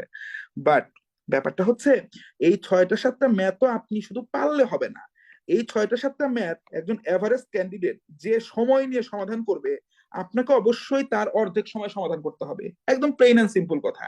এখানে কোনো মানে রক্ষণশীল হওয়ার সুযোগ নাই। কারণ এখান থেকে যখন আপনি কিছু টাইম সেভ করবেন এই 6টা 7টা ম্যাথ করে, আলটিমেটলি এই 20টা ম্যাথের মধ্যে 6টা 7টা ম্যাথ থাকবে যে ম্যাথ গুলা ট্র্যাডিশনাল পদ্ধতিতে করলেও আপনার 1 মিনিট সময় লাগে, দ্রুত করলেও 1 মিনিট সময় লাগবে। ওই 1 মিনিট সময় আপনি তখনই দিতে পারবেন যখন আপনি যে অঙ্কগুলা সবাই পারে সেই অঙ্কগুলাকে তাদের থেকে দ্রুত করতে পারবেন। এবং প্রিলিমিনারিতে ইটস অল অ্যাবাউট বেসিক। প্রিলির ক্ষেত্রে পার্সেন্টেজের যে বেসিক আছে, রিটেনের সময় কিন্তু পার্সেন্টেজের সেই বেসিকটা চেঞ্জ হয়ে যায় না, সেম জিনিসই থাকে। প্রিলির যে এক্সপ্লেনেশন, রিটেনের এক্সপ্লেনেশন সেম, রিটেনে আপনার ক্যালকুলেশন গুলো দেখাতে হয়, এই হচ্ছে মূলত পার্থক্য, ঠিক আছে। ম্যাথের ক্ষেত্রে আমরা কিভাবে আমাদের প্রিপারেশন স্ট্র্যাটেজিতে চেঞ্জ আনতে পারি, আজকের এই ক্লাস করে আপনারা আমাদের সেই ক্লাসগুলো করে নেবেন। ম্যাথের আমরা আমাদের যে রানিং ব্যাচের যে আমাদের ম্যাথের অ্যাকচুয়াল ব্যাচের যে ক্লাসগুলো আছে সেই ক্লাসের লিঙ্ক গুলো আমরা আপনাদের জন্য এখানে দিয়ে রাখলাম, জুমে দিয়ে রাখলাম, আমরা এখানে ডিসক্রিপশনে দিয়ে রাখছি। যারা ক্লাস পাচ্ছেন না, আমাদের হটলাইনে বা মেসেঞ্জারে আমাদের ডেমোর জন্য, ডেমো ক্লাসের জন্য নক করলে আপনাদেরকে সেই ক্লাসগুলো দিয়ে দিব। অ্যাডমিশন নেওয়ার দরকার নাই, ক্লাসগুলো একটু করবেন, ভিন্ন আঙ্গিকে যে ম্যাথগুলো দেখা যায় সেই আইডিয়াটা যাতে আপনাদের ডেভেলপ হয়। ওকে, তাহলে এইখানে আমাদের চ্যালেঞ্জ কি? আমাদের চ্যালেঞ্জ হচ্ছে যে 6টা 7টা ম্যাথ সব প্রার্থী পারে, এগুলা ওই প্রার্থীদের থেকে তুলনামূলক কম সময়ে পেরে এই 20টার মধ্যে শতভাগ করা আমাদের টার্গেট না। আগেই বলেছি এভারেজ প্রার্থী 8টা থেকে 11টা বা 12টা ম্যাথ পারবে। যখনই আমরা ম্যাথে 20-এর মধ্যে 13 বা 14 বা 15 পাওয়া শুরু করব, তখনই কিন্তু আমরা এভারেজ প্রার্থীদের থেকে ম্যাথ নিয়ে এগিয়ে যাওয়া শুরু করব। আমরা ম্যাথ থেকে কি করব, আমরা এগিয়ে যাওয়া শুরু করব। যেমন এভারেজ প্রার্থী 11 পায়, আপনি 13 পান, তার মানে আপনি 2 নাম্বারের অ্যাডভান্টেজ পেলেন, ম্যাথ আপনার স্ট্রেংথ হিসেবে আপনি প্রমাণ করে ফেললেন। ব্যাপারটা বুঝেছেন? সো এগুলো নিয়ে স্ট্র্যাটেজিক আলাপ আলোচনা আমরা কিভাবে করি, এই এই ডিফারেন্ট ইনসাইট, ভিন্ন দৃষ্টিভঙ্গিতে এতদিন ধরে আমরা যেভাবে শিখে এসেছি, বিভিন্ন আমাদের রেফারেন্স বইগুলোতেও যেভাবে ম্যাথগুলো আছে, তার থেকেও ভিন্ন আঙ্গিকে, শর্টকাট ফর্মুলা দিয়ে না, ম্যাথের বেসিক কনসেপ্টকে কাজে লাগিয়ে সংখ্যাগুলোকে ভিন্নভাবে দেখার দৃষ্টিভঙ্গিটার মাধ্যমে যে আমরা এখানে করতে পারি, ম্যাথগুলো ভিন্নভাবে করতে পারি, এই জিনিসটা আপনাদের শেখার আছে। এই জিনিসটা যখনই আপনারা শিখবেন তখনই আপনারা একটা বেটার আউটপুট পাবেন। ওকে, জেনারেল নলেজ খুব সংক্ষেপে যদি বলি, জেনারেল নলেজের ক্ষেত্রে মূল যে পয়েন্টটা, জেনারেল নলেজের আমাদের যে মেইন যে ইস্যুটা, জেনারেল নলেজ ব্যাংকের ক্ষেত্রে আমরা দুই ধরনেরই দেখি। কখন আমরা দেখি যে ফিক্সড জিকে নিয়ে এসেছে, অর্থাৎ রিসেন্টের উপর প্রায়োরিটি দেওয়া হয় নাই, কখন আবার রিসেন্টের উপর প্রায়োরিটি দেওয়া হয়। সাধারণত ব্যাংকের ক্ষেত্রে রিসেন্ট ইস্যুগুলোর মধ্যে প্রায়োরিটি আমরা বেশি দিতে দেখি। তবে আমরা যদি প্রশ্নগুলোকে বিশ্লেষণ করি, কিছু সুনির্দিষ্ট ব্যাপার আছে। যেমন আপনি যদি প্রশ্নগুলোকে অ্যানালাইসিস করেন, একটু পরে আমরা বলবো, যেটাকে আমি বলি যে কোর পার্ট অ্যানালাইসিস। দেখবেন ওয়ার্ল্ড জিওগ্রাফি, হ্যাঁ ওয়ার্ল্ড জিওগ্রাফি, এখান থেকে আমরা দেখি যে প্রায় প্রশ্ন আসতেছে, অনেক বেশি প্রশ্ন আসতেছে। তারপর আমরা যদি বলি, আপনি দেখবেন সায়েন্স অ্যান্ড টেকনোলজি, ঠিক আছে, বিজ্ঞান ও প্রযুক্তি বিষয়ক যে জিকে আছে, এই জিকে থেকে প্রচুর প্রশ্ন আসতেছে। ব্যাংকের ক্ষেত্রে যখন আপনি জিকে শিখবেন, আপনাকে ফাইন্যান্স এন্ড ইকোনমি এই রিলেটেড জিনিসগুলো আপনাকে দেখতে হবে। তো ইয়েস, জিকে একটা ওভারঅল পার্ট, এটা আমরা সব সাবজেক্টের জন্য, সকল চাকরির পরীক্ষার জন্যই পড়তে হয়, সেগুলোই মোরললেস এখানে কাজে লাগবে। তবে এখানে প্রশ্নপত্রগুলো বিশ্লেষণ করলে কোন অংশগুলোতে আপনাকে একটু বেশি ফোকাস দিতে হবে সেই ব্যাপারটা কিন্তু আপনি বুঝতে পারবেন এবং নিজের আয়ত্তে নিয়ে আসতে পারবেন। তো জিকে পড়ার মার্জিনটা হবে আপনাদের কমপ্লিটলি ওই রকম। কম্পিউটার এন্ড আইসিটি, এইটার আলটিমেটলি কোনো ধরনের মা বাপ নাই। এটা কখনো কখনো আমরা দেখি বিগত বছরের কোয়েশ্চেন বেসড হয়, কখনো কখনো দেখি কমপ্লিটলি একদম আউট অফ দ্য বক্স। এখন অনেকেই আছেন রিসোর্স, মানে বই নিয়ে যখন বলবো তখন এইটা নিয়ে একটা মজার কথা আছে, পরে বলতেছি। অনেকে আছেন ভাবেন যে কম্পিউটার আইসিটি আপনার ট্র্যাডিশনাল প্রশ্ন হবে, ব্যাপারটা এরকম না। কম্পিউটার আইসিটিতেও আপনাকে ওই যে কোয়েশ্চেন যখন অ্যানালাইসিস করবেন, কোয়েশ্চেন অ্যানালাইসিস করার পর আপনার কাজ হচ্ছে আগে দেখা কোন কোন টপিক, ওই কোর টপিক গুলো আইডেন্টিফাই করা। আপনি দেখবেন বিভিন্ন ধরনের হচ্ছে কি বলি আমরা, আমরা যদি বলি যে বিভিন্ন ধরনের আমাদের প্রোটোকল, ইন্টারনেট প্রোটোকল, একটা ছোট একটা চ্যাপ্টার বললাম, একটা ছোট একটা অংশ, এই প্রোটোকল নিয়ে প্রায়শই প্রশ্ন আসে, ইন্টারনেট প্রোটোকল নিয়ে, ঠিক আছে। আমরা যদি বলি বিভিন্ন ধরনের এই যে আমাদের কি যে আপনার হচ্ছে সাইবার সিকিউরিটি, যে ব্যাপারটা, সাইবার সিকিউরিটি হচ্ছে কিভাবে আপনার ওই যে স্প্যামিং করা হয়, ফিশিং করা হয়, হ্যাঁ, এই সাইবার সিকিউরিটি নিয়ে প্রায়শই প্রশ্ন আসবে। এখন আর্টিফিশিয়াল ইন্টেলিজেন্স নিয়ে প্রায় প্রশ্ন আসে, ডেটাবেস ম্যানেজমেন্ট সিস্টেম থেকে প্রায় আমরা প্রশ্ন আসতে দেখি, বিভিন্ন ধরনের ফাইল সিস্টেম, ফাইল এক্সটেনশন, কোন ফাইলের শেষে কোন ধরনের এক্সটেনশন থাকে, একটা ডক ফাইলের শেষে কি থাকে, ডক এক্স, ব্যাপারটা ওরকম বলতেছি, হ্যাঁ। এই ধরনের কিছু সুনির্দিষ্ট টপিক আছে, এই টপিকগুলো থেকে প্রায়ই প্রশ্ন আসে। আপনার কাজ হচ্ছে বিভিন্ন ওয়েবসাইটে আপনার যে সার্চ ইঞ্জিনটা আপনি ব্যবহার করেন, আপনার যে ব্রাউজারটা ব্যবহার করেন, সেই ব্রাউজারে গিয়ে আপনার সার্চ করতে হবে যে এমসিকিউ কোয়েশ্চেন্স অন, কথার কথা, ডাটাবেস ম্যানেজমেন্ট সিস্টেম, এরকম করে সার্চ দিয়ে দিয়ে আপনাকে কিছু রিসোর্স আপনাকে ঘাটতে হবে। কোন রিসোর্স, এগুলো আমি বলতেছি। তো মোটা দাগে এই যে সাবজেক্ট গুলো, আমাদের টার্গেট কি? আমাদের টার্গেট হচ্ছে ব্যাংকের প্রিপারেশন নেওয়ার পাশাপাশি অন্যান্য পরীক্ষার প্রিপারেশন আমাদের নিশ্চিত করে দেওয়া। কারণ একজন প্রার্থী হিসেবে আপনি তো শুধু ব্যাংকের প্রিপারেশন, শুধু ব্যাংকে পরীক্ষা দিবেন না, অন্যান্য চাকরির পরীক্ষাতে আপনি অংশগ্রহণ করবেন। সেক্ষেত্রে আমরা যেটা বলতে পারি, আপনি যদি ওভারঅল চিন্তা করেন, আপনি আপনার আপনার ভার্সেটিলিটি বাড়ানোর জন্য, অর্থাৎ প্রায় সকল ধরনের চাকরির পরীক্ষার চাকরি পরীক্ষার যোগ্য হিসেবে বিবেচিত হওয়ার জন্য আপনার যেটা কাজ, আমি মনে করি এই ইংলিশ এবং হচ্ছে আপনার ম্যাথ, এই দুইটাকে কমপ্লিটলি আইবিএ বা বাংলাদেশ ব্যাংকের এডি স্ট্যান্ডার্ড করে আপনাকে পড়তে হবে। অর্থাৎ ব্যাংক জবের সর্বোচ্চ লেভেলের স্ট্যান্ডার্ড আপনাকে পড়তে হবে, ঠিক আছে। এবং অন্যান্য যে সাবজেক্ট গুলো আছে, জেনারেল নলেজ, আপনার বাংলা, তারপর হচ্ছে আপনার এই কম্পিউটার আইসিটি, এগুলো আপনি যদি একজন বিসিএস পরীক্ষাও দেন, বিসিএস এর জন্য আপনি যে প্যাটার্নে পড়েন, আপনাকে সেই বিসিএস প্যাটার্নে পড়লেই হবে। আপনি যখন এইভাবে এই সাবজেক্ট গুলোকে অ্যাপ্রোচ করবেন, তখন দেখবেন আপনি একটা প্রিপারেশন নিয়ে প্রায় সব ধরনের চাকরি পরীক্ষায় অংশগ্রহণ করতে পারতেছেন। ব্যাপারটা হচ্ছে এরকম, ঠিক আছে। এখন আপনি যদি বলি, তাহলে কিভাবে আপনি একটি সব দিক সমন্বিত এবং একটা টেকসই প্রস্তুতি আপনি কিভাবে নিবেন বিং এ বেগিনার, একজন নতুন প্রার্থী হিসেবে? ফার্স্ট থিং, যেটা আমি এতক্ষণ ধরে এটাকে প্যাসিভ ভাবে আমি বলে আসছি, আপনার core part identification. Core part identification বলতে যেমন কি বুঝি, যেমন আপনি যদি বিগত বছরে বা বিগত ব্যাংকের পরীক্ষার প্রশ্নগুলো দেখেন, আপনি দেখবেন যখন আপনি ইংলিশের এই গ্রামার বেসড প্রশ্নগুলোর মধ্যে যাবেন, এখানে যে দেখবেন সাবজেক্ট ভার্ব এগ্রিমেন্ট থেকে প্রশ্ন হচ্ছে হচ্ছে, ভয়েস চেঞ্জ থেকে নিকট অতীতে প্রত্যেক পরীক্ষায় প্রশ্ন আসতে দেখতেছি আমরা, ঠিক আছে। এখানে যদি আপনি বলেন কন্ডিশনাল, কন্ডিশনাল সেন্টেন্স থেকে প্রশ্ন আসতেছেই আসতেছে, ইফ যুক্ত বা ওই যে যে প্রশ্নগুলো আপনার এখানে আছে।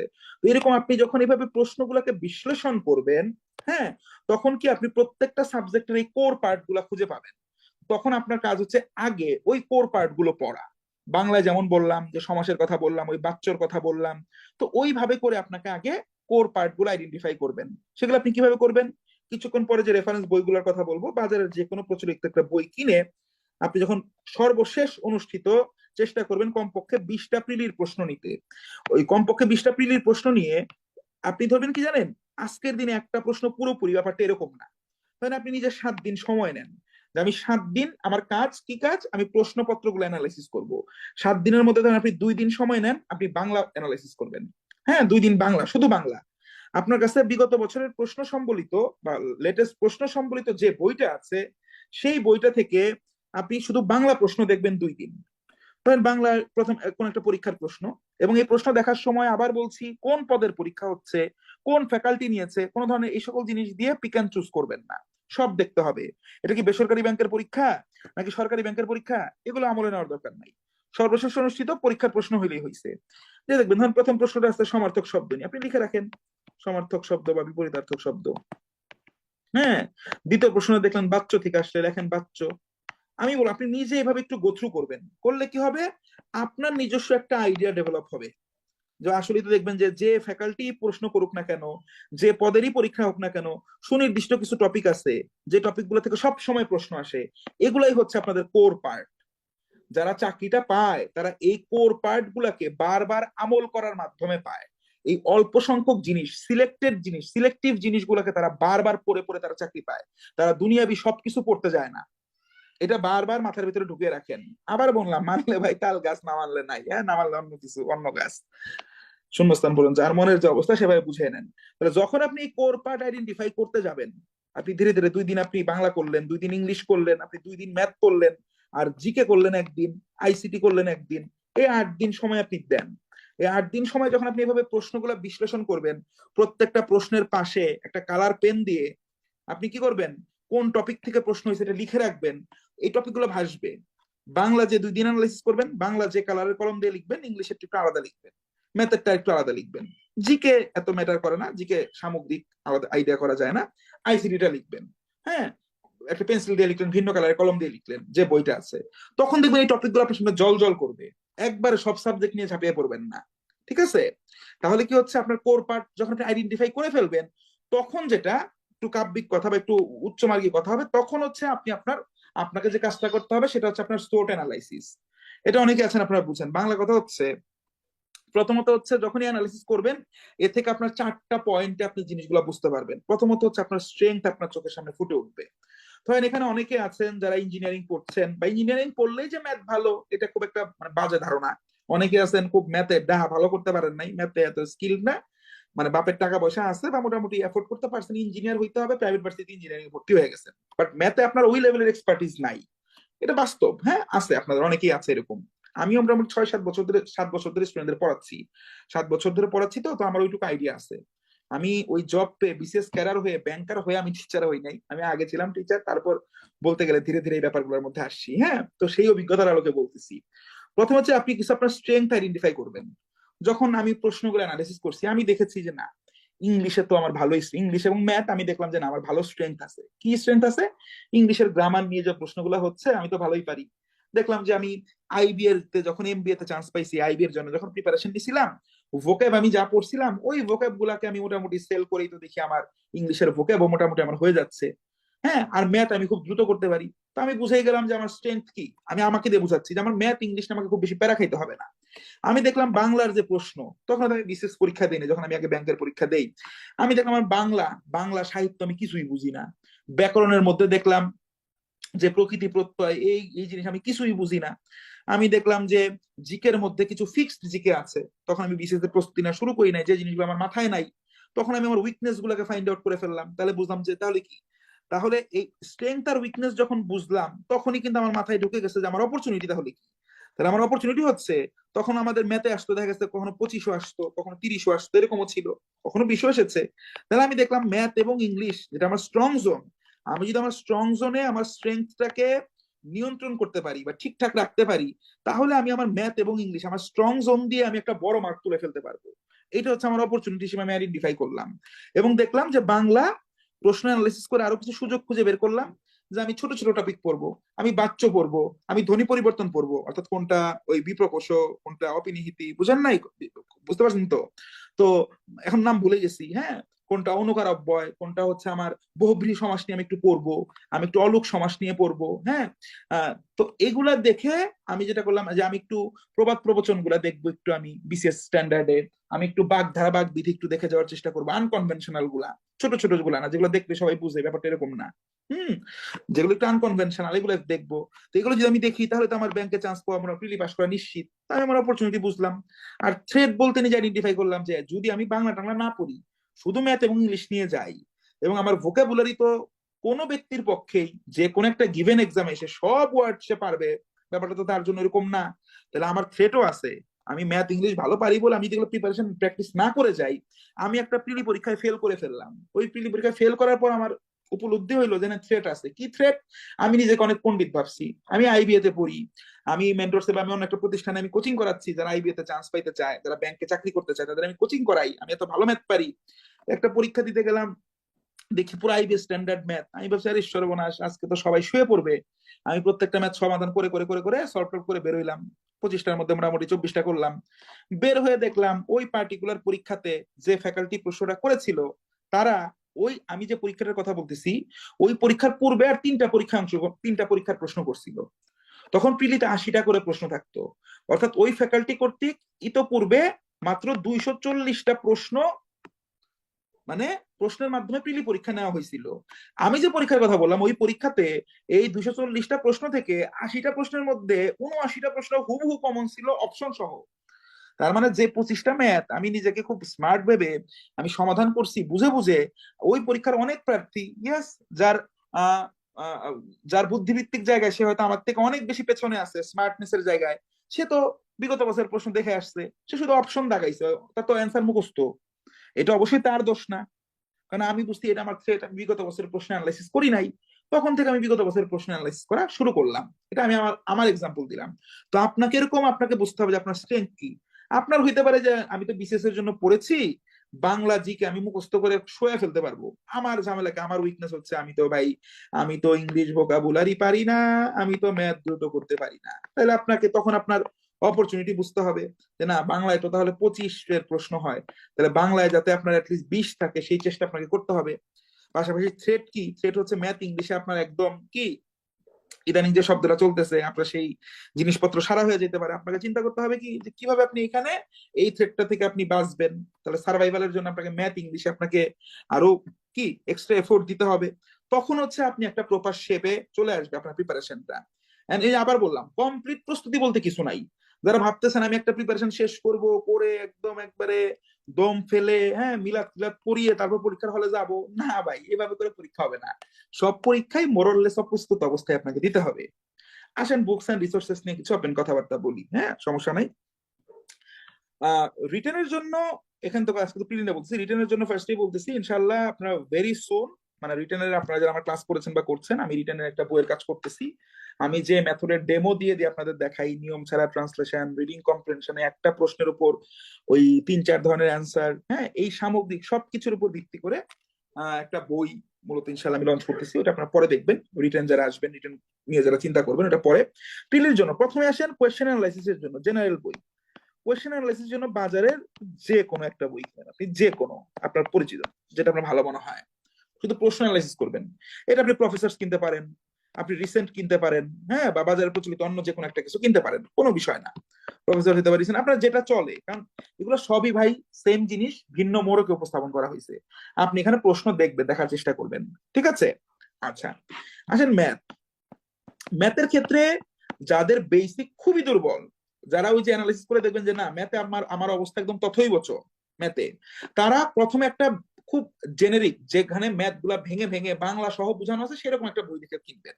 সেটা দিয়ে আপনাকে আগে আপনাকে একটু লম্বা জার্নি পাড়ি দিতে হবে, ঠিক আছে? যারা খুবই দুর্বল, অতি দুর্বল যারা, তারা কি করতে পারেন, তারা বাজার থেকে সাইফুরস ম্যাথ নিতে পারেন। হ্যাঁ, সাইফুরস ম্যাথ নিতে পারেন, বা খায়রুলস এর বেসিক ম্যাথ একটা বই আছে, এই বই কিনতে পারেন, কিনতে পারেন, সমস্যা নেই। এগুলা কোনো মৌলিক বই না ভাই, ঠিক আছে? এগুলো হচ্ছে বিভিন্ন পরীক্ষায় আসা প্রশ্ন, তারপর হচ্ছে ইন্ডিয়ান বিভিন্ন ওয়েবসাইট বই, এই সকল জিনিসগুলোকে একভাবে উপস্থাপন করা হয়েছে। তো সমস্যা না, আপনি যে কোনোটা কিনতে পারেন, বেসিক ম্যাথ কিনতে পারেন, যে কোনোটা কিনতে পারেন, হ্যাঁ, কিনে এগুলো দিয়ে আগে আপনাকে ভাষা বুঝতে হবে, ভাষাগত প্রতিবন্ধকতাটা ওভারকাম করতে হবে যারা অতি দুর্বল তাদের জন্য। যারা মোটামুটি মধ্যবিত্ত পর্যায়ে আছেন, মধ্যবিত্ত থেকে নিচের লেভেলটাকে অ্যাডভান্স করতে চাচ্ছেন তাদের জন্য ভাই আপনাকে চিন্তা করতে হবে, ওই যে বললাম সম্ভাব্য ওর্স্ট কেস সিনারিও চিন্তা করে প্রাইমারি রিসোর্স থেকে আপনাকে প্র্যাকটিস করতে হবে। সেই ক্ষেত্রে আপনি চাইলে মিনিমালিস্টিক ওয়েতে গেলে আপনি আগারওয়ালের যে ম্যাথ বই আছে, হ্যাঁ আগারওয়ালের যে ম্যাথ বই আছে, সেই আগারওয়াল মানে আপনার যে অ্যারিথমেটিক অ্যাপটিটিউড আগারওয়ালের ম্যাথ বই কিনতে পারেন। আমি সাজেস্ট করবো অন্তত একটার, যারা বাংলাদেশ ব্যাংকের এডি হওয়া যাদের টার্গেট, বা মানে ম্যাথ পার্ট নিয়ে যারা খেলতে চান যে পিডিতে ম্যাথ দিয়ে ম্যাথ আমার স্ট্রেংথ, তাদের জন্য অবশ্যই আমি বলবো আপনি এই জিম্যাট বা জিআরই ম্যাথ বাইবেল বই আছে, ঠিক আছে, এই বইটা থেকে কিছু বই প্র্যাকটিস করা। এবং যেটাই করেন না কেন এখানে একটা অবশ্যই একটা অবজেক্টিভ থাকবে, উদ্দেশ্য থাকবে, সেটা কি, যাতে এই আইবিএ যে তাদের যে এমবি অ্যাডমিশন টেস্টটা নেয় বা বিবি অ্যাডমিশন টেস্টটা নেয়, তাদের যে ভর্তি পরীক্ষায় যে ম্যাথের যে বিভিন্ন প্রশ্নগুলো তারা দিয়েছে, এগুলো মূলত অফিসিয়াল জিম্যাট স্ট্যান্ডার্ডের প্রশ্ন। তো আইবি এর অ্যাডমিশন টেস্টের ম্যাথ গুলোকে যদি আপনি চ্যাপ্টার বাই চ্যাপ্টার ধরে ধরে করেন, তাহলে মোটামুটি ম্যাথে আপনার একটা কমপ্লিট প্রিপারেশন হবে। তো আইবি এর ম্যাথ গুলো দেখার জন্য আপনার মেন্টরস এর ম্যাথ কিউ ব্যাংক বই আছে, এটাও কিনতে পারেন। এখানে আপনার কি আছে, এই সাইফোর্স ম্যাথ বই আইবি এর কিছু ম্যাথ আছে, হ্যাঁ এখানে ক্যাটাগরি করে দেওয়া আছে, ইজি, মিডিয়াম, হার্ড, হ্যাঁ বা ভেরি হার্ড। অন্তত শুরুতে ইজি এবং মিডিয়াম ক্যাটাগরি সব আগে পড়বেন, হার্ড গুলা পরে দেখার চেষ্টা করবেন, শুরুতে হার্ড ক্যাটাগরিতে যাবেন না, ঠিক আছে। তো এই জন্য সব বই কিনতে পারেন, যারা একদম দুর্বল তারা এই দুইটার যে কোনো একটা রাখতে পারেন, বা বাজারে অন্য আরো বই থাকতে পারে, আমি এত বই এক্সপ্লোর করি না, আমি জানি না। আগারওয়াল ম্যাথ থেকে যেটা বললাম এখান থেকে প্র্যাকটিস করতে পারেন, অথবা যারা একটু ভালো তারা এই জিআরই বা জিম্যাটের ম্যাথ বাইবেল এই বইটা থেকে বই প্র্যাকটিস করতে পারেন, ঠিক আছে, এটাও ভালো। এবং মোটা থেকে যেটা বলেছে আপনাকে আইবি এর অ্যাডমিশন টেস্টের যে ম্যাথ কোশ্চেন গুলো আছে, এই কোশ্চেন গুলো আপনাকে সলভ করতে হবে অধ্যায় ভিত্তিক যখন আপনি যাবেন। ওকে, এটা হচ্ছে আমার ম্যাথের জন্য। এখন ধরেন আমি যদি বলি বাংলার জন্য আসেন, বাংলার জন্য আপনি দেখেন ভাই, বাংলা আপনি একবার যা পড়বেন বিসিএস ব্যাংক একবার মানে পেট মোছা পড়া হবে, এক জিনিস বারবার পড়ার মতো এত টাইম নাই, ঢঙ্গ নাই। আপনি যে কোনো একটা বই কিনেন, কিন্তু শর্ত হচ্ছে 2 দিন পর পর এই বই চেঞ্জ করা যাবে না। আপনারা যারা এই ক্লাসটা লাইভ দেখতেছেন বা যারা রেকর্ড শুনতেছেন, আপনাদের মধ্যে সেই সকল পণ্ডিতেরা অবশ্যই অবশ্যই অবশ্যই সব প্রিলি ফেল করবেন, বিসিএস ব্যাংক অবশ্যই সব প্রিলি ফেল করবেন। তারা কারা, যারা 2 দিন পর পর ফেসবুকে নতুন নতুন বিজ্ঞাপন দেখে বাংলা আর জিকে এই দুইটার বই বদলাবেন, আপনাদের জন্য ফেল অনিবার্য অনিবার্য অনিবার্য। কারণ আপনারা শুধু কি করেন, আনকমন প্রশ্ন খুঁজেন, হ্যাঁ ঋষভ না সমাস কি 2 প্রকার না সমাস 4 প্রকার, পুরান বইয়ের মধ্যে 9-10 ব্যাকরণ বইয়ের মধ্যে তো সমাস ছিল 6 প্রকার, এই বইয়ে নতুন বই আসে 2 প্রকার, এগুলা নিয়ে চিন্তা করে আপনাদের রাতে ঘুম হয় না, ঘুম আরাম হয়ে যায়। ভাই এই পান্ডিত এই এই চিন্তা করার কাজ আপনার না। বাজারের যে বাংলা বইটা বিক্রি করে, যে বাংলা বইটা সম্পাদনা করে বিক্রি করে একজন লেখক কোটি কোটি টাকা ইনকাম করতেছে, একটা কোচিং বড় বড় কোচিং গুলা কোটি কোটি টাকা ইনকাম করতেছে, ঠিক আছে, আমাদের মতো ছোট ছোট প্রতিষ্ঠান আমরা হাজার হাজার টাকা ইনকাম করতেছি। তো তারা যখন একটা ম্যাটেরিয়াল দেয়, তারা অবশ্যই সম্ভাব্য সব ইম্পর্টেন্ট রিসোর্স গুলাকে অ্যানালাইসিস করেই তারা একটা কন্টেন্ট আপনাদের সামনে উপস্থাপন করে। তো এক বিষয়ে এই যে বাংলা জিকের মতো বিষয়ে হাজার হাজার বই কিনবেন না ভুলেও, ঠিক আছে। বাংলার জন্য কি করতে পারেন, আপনি বাজারে যে কোনো একটা বই, আপনার কাছে যদি কথা কথা প্রফেসর বিসিএস এর বাংলা বই থাকে আপনি ওইটাই পড়েন, আপনার যদি অ্যাসিউরেন্স থাকে অ্যাসিউরেন্স পড়েন, হ্যাঁ আপনার কাছে যদি মনে হয় যে আমার কাছে প্রিসেপ্টরস বই আছে, প্রিসেপ্টরস এর ডাইজেস্ট আছে, বিসিএস এর ডাইজেস্ট আছে, আপনি ওই ডাইজেস্টটাকেই ভালো মতো পড়েন, হ্যাঁ আপনার কাছে ইনসেপশন ডাইজেস্ট আছে আপনি ওইটা পড়েন। আপনার কাছে কথার কথা কি আছে, এই যে অগ্রদূত আছে, আপনার কাছে ওই যে আরো বিভিন্ন বই আছে, হ্যাঁ বিভিন্ন বইয়ের নাম আছে, আপনারা তো চিনেনি, হ্যাঁ আপনার কাছে যেটা আছে ভাই সেটাই পড়েন, কিন্তু একটা বই পড়েন। আপনার কাছে এমপি3 আছে এমপি3 পড়েন, কোনো সমস্যা নাই। যাহা কমন পরিবার উহা সব বই থেকেই কমন পড়ে, আর যাহা আনকমন উহা কোথাও থেকে আসে না। তো আনকমন জিনিস আপনি যতই চেষ্টা করেন ওগুলার আপনি কি ওগুলার লেজ আপনি ধরতে পারবেন না, ওদের টিকিটও আপনি ছুঁতে পারবেন না, বুঝতে পেরেছেন। এবং বই কেনার সময় যেটা করবেন, যে বই আমার যেমন নিয়ম ছিল, আমার যত দিনে বোধ বুদ্ধি হয়ে গেছিল, আমার বাজারের ফিলোসফি ছিল বাজারে সব বই তো চলে, যাইতাম যে বইগুলো মোটামুটি সবচেয়ে জনপ্রিয় বই কোনটা লাইব্রেরিয়ানের কাছে চাইতাম, উনি দিত, আমি দেখতাম ভাই যে বইটা সব থেকে বেশি চিকন পাতলা, আমি ওই বইটা কিনতাম ভাই। কারণ হচ্ছে এটা আমাকে মেন্টালি চাঙা রাখতো, আর আমি আর যে জিনিস কমন পড়া ওইটা সব বই থেকে কমন পড়ে ভাই, এটা আমার ফিলোসফি, হ্যাঁ। একদম আনকমন জিনিস কোথায় থেকে আসবে ওগুলো আপনি কোনো গেস করতে পারবেন না। তো যেটুকু পড়বো ভালো মতো পড়বো, যে কোনো একটা বই, আজকে প্রফেসর, কালকে আবার ওই অমুক ভাইয়ের বিজ্ঞাপন দেখে যে অমুক বই কিনে আনলাম, কালকে ওইটা না, দরকার নেই, আপনি যে কোনো একটা পড়েন। শুধু নাম 3টা লিখছি, আমি তো অনেক নাম বলছি, অগ্রদূত, অভিযাত্রী, কত বই আছে আমার, এই সব বিভিন্ন ভাইটা এরা বই লিখছে। যে কোনো একটা পড়েন, সব বই ঘুরে ফিরে সেমই ভাই, ভেতরে কন্টেন্ট মাল সামানা বেশিরভাগই সেম। ঠিক আছে, এটা হচ্ছে বাংলা। আইসিটির জন্য যে কাজটা করবেন, আইসিটির জন্য কাজ হচ্ছে, আইসিটি তে বাজারে প্রচলিত আমি ওইরকম খুব ভালো কোনো বই আমি দেখি না, মানে এটা আমার ব্যক্তিগত অভিমত। আপনি যে কোনো একটা ওই যে প্রশ্নপত্র সলিউশনের যে বই কিনছেন, ওইটা আপনি প্রফেসর কিনেন, রিসেন্ট কিনেন, যে কোনোটা কিনেন, ওখান থেকে বিগত বছরের বিভিন্ন প্রশ্নগুলো আপনি পড়ে ফেলবেন। পড়ে ফেলে আইসিটি পার্টটাকে আপনি মূলত ওয়েবসাইট থেকে পড়বেন, বিভিন্ন ওয়েবসাইট থেকে পড়বেন। আপনি আপনার মানে মানে আপনার যে ব্রাউজার আছে, ব্রাউজারে ঢুকে কোয়েশ্চেন অ্যানালাইসিসটা আপনি ফার্স্টেই করছেন। কোয়েশ্চেন অ্যানালাইসিস করে আপনি দেখছেন যে না, কি হয়, যে ডাটাবেস ম্যানেজমেন্ট সিস্টেম থেকে আইসিটি তে প্রশ্ন হয়, ইন্টারনেট প্রোটোকল গুলোর নাম থেকে আইসিটি তে প্রশ্ন হয়। আপনি সার্চ করবেন এমসিকিউ কোয়েশ্চেন্স অন কি internet protocol, MCQ questions about internet protocol in Indian exams লেখেন, ইন্ডিয়ান পরীক্ষাগুলো এভাবে সার্চ দেন, বা কম্পিটিটিভ এক্সামস এভাবে লেখেন, দিলে বিভিন্ন ওয়েবসাইটের লিঙ্ক পাবেন। ঠিক আছে, এক্সাম ভিডা আছে, তারপর সাওয়াল.com আছে, হ্যাঁ এরকম অনেক ওয়েবসাইট আছে, ইন্ডিয়ান ওয়েবসাইট আছে, এবং সেখান থেকে প্রশ্নপত্রগুলো কমন পড়ে। এবং এটা শুধু ব্যাংক না, বিসিএস টিসিএস এর জন্য, আইসিটির জন্য একটু অন্যরকম প্রিপারেশন নেবেন। বিগত বছর প্রশ্নগুলো সব পড়বেন, বিগত বছর প্রশ্ন শেষ করে দেন এইভাবে করে আলাদা করে পড়বেন। ঠিক আছে, এছাড়া বাজারে আইসিটির জন্য অনেকে বিভিন্ন বই কিনছেন, যারা লিখছে বই যে কারোটাই খারাপ, ব্যাপারটা এরকম না। আমার কাছে ওই যে কপি ছিল, এর আগে একটা দেখেছিলাম, বোধহয় যে আলাউলস একটা বই আছে বোধহয়, এই কি যেন না বইয়ের নামটা আমার এখন মনে নাই, আইসিটি কি যেন, ওইটা ভালো, ওইটা আপনি দেখতে পারেন। ঠিক আছে, ওনার আইসিটি আইসিটি না বোধহয়, মানে তাদের একটা বই আছে, ওই বইটা আমাকে আমার দুই একজন খুব ক্লোজ ছোট ভাই বলছে, ভাই এই বইটা মোটামুটি ওরা মানে অনেক কিছু তথ্য সন্নিবেশ করছে, ওয়েবসাইট টেবসাইট সহ। তো সেই ক্ষেত্রে আপনার ওই বইটা পড়তে পারেন। বইয়ের নামটা আমার এক্সাক্ট এখন মনে পড়তেছে না, এর সম্ভবত আলাস নাম দিয়ে কোন একটা নাম আছে, হ্যাঁ আইসিটি কি জানো, এটা সার্চ দিলে, বা কেউ জানলে একটু কমেন্ট করতে পারেন, কেউ যদি জানেন, হ্যাঁ মানে এখন কমেন্ট বলতে এখানে জানায়েন আর কি, লাইভে যারা আছেন আর কি, রেকর্ডে কমেন্ট করতে হবে না। তো ওই বইটা আপনারা দেখবেন। ঠিক আছে, আচ্ছা। আর জিকের কথা যেটা, সে জিকের ইংলিশ নিয়ে পরে আসতেছি, এখানে একটু কথা বলে নেই। আমাদের যে কোর্সটা এখন আমাদের রানিং আছে, কম্পিউটার আওয়ার, হ্যাঁ সজীব ভাই বলছেন কম্পিউটার আওয়ার, হ্যাঁ ওই বইটা দেখতে পারেন। এখানে যেটা বলছে, আমাদের যে কোর্স রানিং ভাই, আমরা 2 দিন পর পর, আমরা এত বড় কোনো প্রতিষ্ঠান না, ছোট পরিসর আমরা কাজ করি, বাট যেটা চেষ্টা করার চেষ্টা মানে যে চেষ্টায় রত আছি, সেটা যাতে একটা কমপ্লিট একটা প্রিপারেশন আপনাদের দাঁড়াইতে পারে। আদার্স কম্পিউটার না, ওই যে বলছে কম্পিউটার আওয়ার, ওই যে ভাই ঠিক বলছে কম্পিউটার আওয়ার সম্ভবত। হ্যাঁ হ্যাঁ, ওইটা ওই বইটা বোধহয়, ওই বইটা দেখতে পারেন। ওটা অনেকেই রিসেন্টলি আমাকে ভালো ফিডব্যাক দিয়েছে যে তথ্যের সন্নিবেশ বেশ বেশ ভালো আছে আর কি। হ্যাঁ, আর সব বই কিছু না কিছু ভুল থাকে, ভুল খুঁজে আপনার দায়িত্ব না, যতদিন ভুল খুঁজবেন ততক্ষণ পরীক্ষা চলে আসবে। তো আমাদের বাংলাদেশ ব্যাংক এডি নাইট ট্রেডার ব্যাচ নামে একটা ব্যাচের কার্যক্রম আমরা শুরু করেছি, এবং আমরা একটা ব্যাচের কার্যক্রমই পরিপূর্ণভাবে আমরা চালাবো, চলমান রাখবো।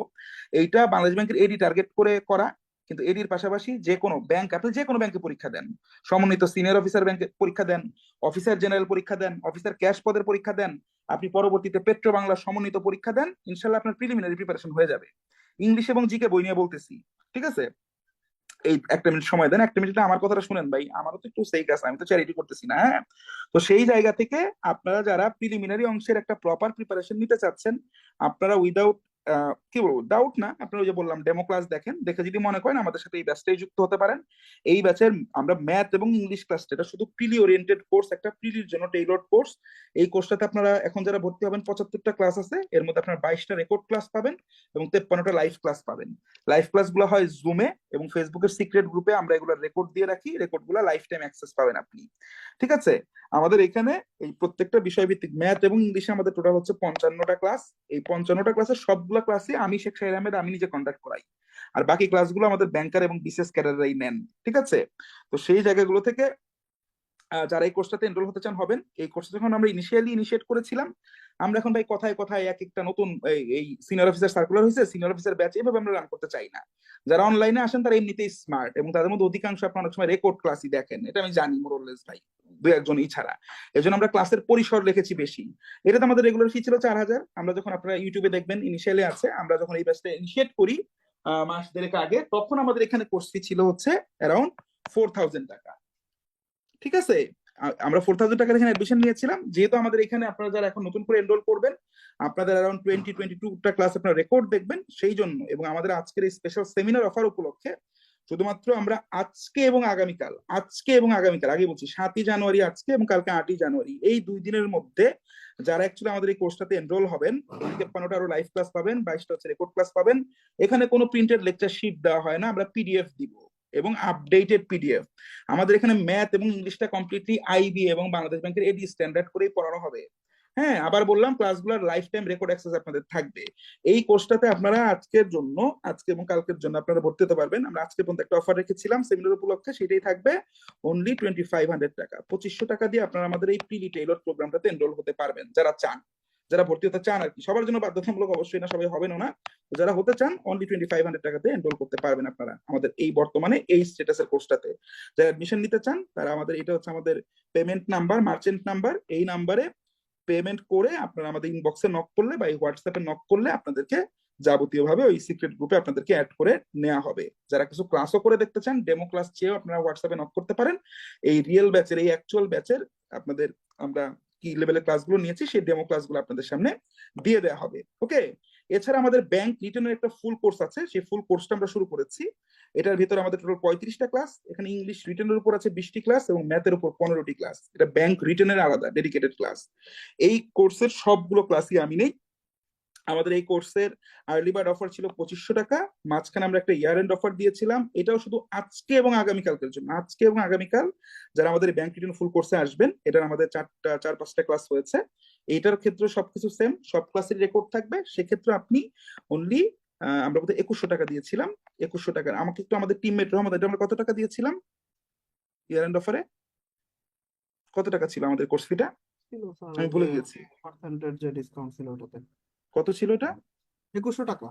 হ্যাঁ হ্যাঁ, তো এখানে আপনারা এই 2100 টাকা দিয়ে আমাদের এই কোর্সটাতে এনরোল করতে পারবেন। ঠিক আছে, আমাদের পেমেন্ট বিকাশ পেমেন্ট আছে, আপনি মানে বিকাশে পেমেন্ট করতে পারবেন, বিকাশে সেন্ড মানি করতে পারবেন, রকেট আছে, নগদ আছে, সব মিলিয়ে আছে, আপনি হোয়াটসঅ্যাপে কথা বলতে পারবেন। এছাড়া আমাদের এখন 46 BCS written English programme running আছে। যারা বিসিএস পরীক্ষা দিচ্ছেন তারা আমরা এখানে বিসিএস রিটেনের ক্লাসগুলো দেখতে পারেন। আমরা লাইভ সেশন নিয়েছি কিভাবে বিসিএস রিটেন প্রিপারেশন আপনি শুরু করবেন, কমপ্লিট আউটলাইন দিয়ে দেওয়া আছে। রিটেন ইংলিশের জন্য উপর আলাদা সেশন আছে, সাবজেক্ট অ্যানালাইসিস আছে, ক্লাসগুলো দেখে নিতে পারেন। এছাড়া আগামীকালকে থেকে হচ্ছে আমাদের রিটেন এক্সাম ব্যাচ শুরু হচ্ছে। এটা শুধু ইংলিশ রিটেন এক্সাম ব্যাচ এবং ইভ্যালুয়েশন কোর্স। আমরা 2-3 জন হয়তো আমরা এনরোল করাবো বা অল্প সংখ্যক স্টুডেন্টদেরকে আমরা এনরোল করাবো যারা এক্সাম দিয়ে নিজেদের রিটেন প্রিপারেশন নিয়ে ফেলেছেন, রিটেন এক্সাম দিয়ে নিজেদের অবস্থাটাকে যাচাই করতে চাচ্ছেন। এখানে প্রত্যেকটা খাতা আমি নিজে ইভ্যালুয়েট করবো, আমি মূল্যায়ন করবো, প্রশ্নপত্রগুলো আমি বর্তমান সময়ের সাপেক্ষে প্রণয়ন করবো। কোনো প্রিভিয়াস ইয়ারের কোশ্চেনের উপর ভিত্তি করে এখানে পরীক্ষা নেওয়া হবে না। এটাতে আপনারা এনরোল করতে পারবেন, যে যে কোর্সে এনরোল করতে চান করতে পারেন। আসেন এখন আমি একটু মূল আলোচনায় আসি, আর একটু আলোচনা আমার বাকি আছে। সেটা হচ্ছে আমাদের জিকে এবং ইংলিশ। জিকের ক্ষেত্রে যদি বলি, আমাদের কোর্স ফিটা ইন জেনারেল আপনি যদি চিন্তা করেন আমাদের দৃষ্টিতে কম, আপনার দৃষ্টিতে একটু কিছুটা বেশি, আমি আপনাদের দৃষ্টিতে একমত, কারণ আমরা একটা ব্যাচে খুব অল্প সংখ্যক স্টুডেন্ট পড়াই। বুঝতে পারছেন, আমরা তো জনপ্রিয় না, তো আমরা অল্প সংখ্যক স্টুডেন্ট পাই, কারণ যে আমরা ফ্যাক্টস বলার চেষ্টা করি। যখন ফ্যাক্টস বলি, মানুষ যখন ওই ফেক মোটিভেশনাল বলি যখন না শুনে, তখন তারা স্বভাবতে আগ্রহ হারিয়ে ফেলে। তো ব্যাপারটা হচ্ছে ওইরকম, হ্যাঁ, নিজেই কনফিউজ করে দিচ্ছি। তো এই জন্য আমাদের কাছে যদি বেশি মনে কিছু করার নাই, অল্প সংখ্যক স্টুডেন্টদের পড়াই, এই জন্য ওইভাবেই আমরা পড়াচ্ছি। এনিওয়েজ, তো জিকের জন্য প্রথম কথা হচ্ছে আপনার জিকের জন্য সবসময় বই লাগবে 2টা। প্রথমত হচ্ছে ফিক্সড জিকের জন্য, ফিক্সড অর্থাৎ যে জিনিসগুলো কোনো পরিবর্তন হয় না, বৈশ্বিক ইতিহাস, বাংলাদেশের ইতিহাস। হ্যাঁ, যদি এখন হয়তো ভিন্ন আঙ্গিক একটু দেখতে হবে, আজকে থেকে 5-6 মাস আগে যে বিষয়গুলোতে আমরা একটু বেশি গুরুত্ব দিয়েছি, ওই জায়গায় হয়তো একটু গুরুত্ব পরিবর্তন হবে। তো জিকের জন্য হয়তো আপনাদের সবারই মোরলেস একটু নতুন বই কেনা লাগতে পারে। হ্যাঁ, নতুন এডিশনের বইগুলো কেনার চেষ্টা করবেন। তো জিকের জন্য, ফিক্সড জিকের জন্য আপনি বিসিএস স্ট্যান্ডার্ড যে কোনো একটা বই কিনেন, ঠিক আছে, যে কোনো একটা বই। ওটা ওই এমপি3 যদি হয় এমপি3 হোক, হ্যাঁ, ওইটা ওই যে কনফিডেন্সের যদি সংক্ষিপ্ত সাধারণ জ্ঞান নামে একটা বই আছে, ওই বইও হইতে পারে। ওটা পুরান এডিশন ছিল, খুব ভালো বই ছিল একটা সময়, হোয়াটএভার। তো আপনি ওই এমপি3 কিনেন, প্রফেসর কিনেন, হ্যাঁ, বা জিকের যে কোনো একটা বই কিনেন। যেমন বিসিএস সহ যারা বিসিএস এর প্রিপারেশন নেবেন তাদেরকে আমি বলি, যারা লম্বা সময় ধরে প্রিপারেশন নেবেন তাদের জন্য ওই যে আমাদের ভার্সিটির এক বড় ভাই আছে নাইম ভাই, ওনার একটা বই আছে বেসিক ভিউ। এই বইটাকে অনেকে অনেকটু সমালোচনা করে, কিন্তু আমার কাছে মনে হয় যারা শর্ট টাইম প্রিপারেশন নিতে চায় তাদের জন্য এই বইটা না। তো যারা একটু লম্বা সময় ধরে বুঝে প্রিপারেশন নিতে চায় তাদের জন্য এই বইটা বেশ ভালো, আমি নিজে পার্সোনালি রেকমেন্ড করবো। হ্যাঁ, এই বইটার জন্য, এটা বিসিএস সহ ব্যাংক অধ্যায় ভিত্তিক আলাদা আছে, তো আপনার সব পারপাজই মোটামুটি সার্ভ করবে। ঠিক আছে, ফিক্সড বই হিসেবে এই বইটাকে আমি পার্সোনালি রেকমেন্ড করি। হ্যাঁ, এই বইটা আপনি একটু লম্বা সময় যদি পড়তে চান, বইটাকে অনেক মোটা মনে হয়, কিন্তু বইয়ের ভেতরে যেটা হয়েছে বিগত বছরের প্রশ্নগুলা, ওই প্রশ্নগুলার সাপেক্ষে বর্তমান সময়ের অ্যানালাইসিস বেশ ভালোভাবে উপস্থাপন করা হয়েছে। এছাড়াও বাজারে আরো বিভিন্ন বই আছে, তবে ফিক্সড জিকের জন্য একটা বই হিসেবে আমি বলবো আপনারা এই বইটা কিনতে পারেন, এটা আমার রেকমেন্ডেশন। অন্য যে কোনো বইও কিনতে পারেন, MP3 প্রফেসরস, কোন একটা ডাইজেস্ট পড়তেছেন, হ্যাঁ, অ্যাসিউরেন্সের ডাইজেস্ট পড়তেছেন, প্রিসেপ্টরস এর ডাইজেস্ট পড়তেছেন, পড়তে পারেন, কোনো সমস্যা নাই, কিন্তু বই চেঞ্জ করা যাবে না। যেটা কিনলেন, যে 2-3 বছর চাকরি জগতে থাকবেন, এই ফিক্সড জিকের বই একটাই। এই নাইম ভাইও যদি আবার নতুন এডিশন বের করে, এই বেসিক বই এর সাধারণ জ্ঞান আমি নতুন বই বের করছি, ধরেন আজকে কিনলেন, 1 বছর পর বললো, সেটাও কেনার দরকার নাই, হ্যাঁ, একটা কিনলে হবে। হ্যাঁ, আচ্ছা, আর হচ্ছে জিকের ক্ষেত্রে যেহেতু রিসেন্ট একটা বিষয় সবসময় প্রাসঙ্গিক হয়ে যায়, অর্থাৎ জিকের মধ্যে আমরা প্রায়ই রিসেন্ট টপিকে আমরা প্রশ্ন দেখি, সাম্প্রতিক বিষয়ে প্রশ্ন দেখি, সেই জন্য যেটা হচ্ছে আপনারা দেখবেন একটা নির্দিষ্ট সময় পর পর, মোটামুটি 3 মাস পর পর বা 6 মাস পর পর, বা যখনই একটা নতুন বড় একটা পরীক্ষা আসে, কম্বাইন্ড সিনিয়র অফিসার বা কম্বাইন্ড ব্যাংকের পরীক্ষা আসে বা বিশেষ পরীক্ষা আসে, সেই পরীক্ষার আগে অনেক লেখক আছে যারা, এখন লেখক না আসলে সম্পাদক বলবো, সাম্প্রতিক ঘটনাগুলোকে তারা কালেকশন করে তারা শর্ট একটা চোথা বই, চটি বইয়ের মতো বই বের করেন, ঠিক আছে?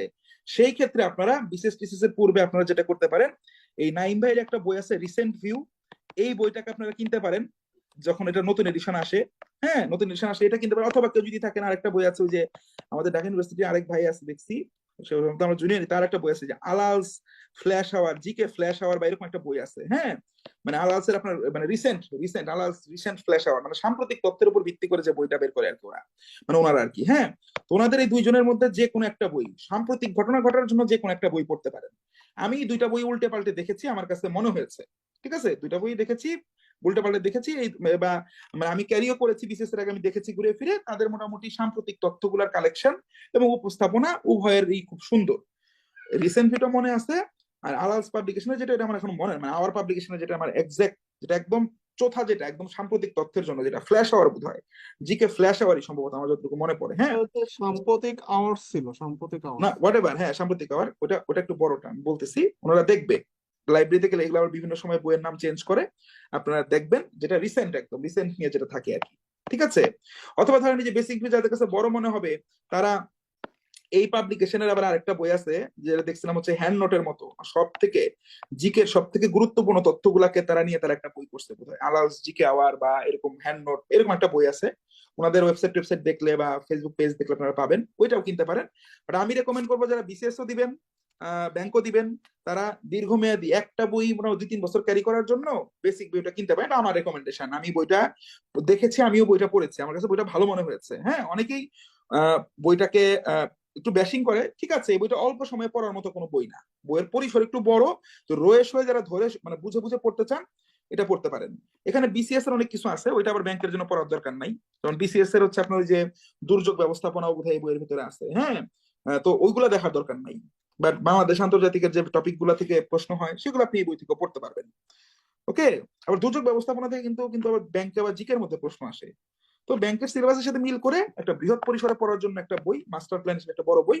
আর প্রতি 3 মাস 4 মাস বা কোনো বড় পরীক্ষার আগে যখনই তারা কোনো চোথা বই বের করে, এই দুটার মধ্যে যে কোনো একটা বই কিনবেন, ঠিক আছে? তাহলে মোটামুটি আপনি জিকেতে মোটামুটি আপনি কি থাকবেন, আপ টু ডেট থাকবেন। হ্যাঁ, এটা জিকের জন্য।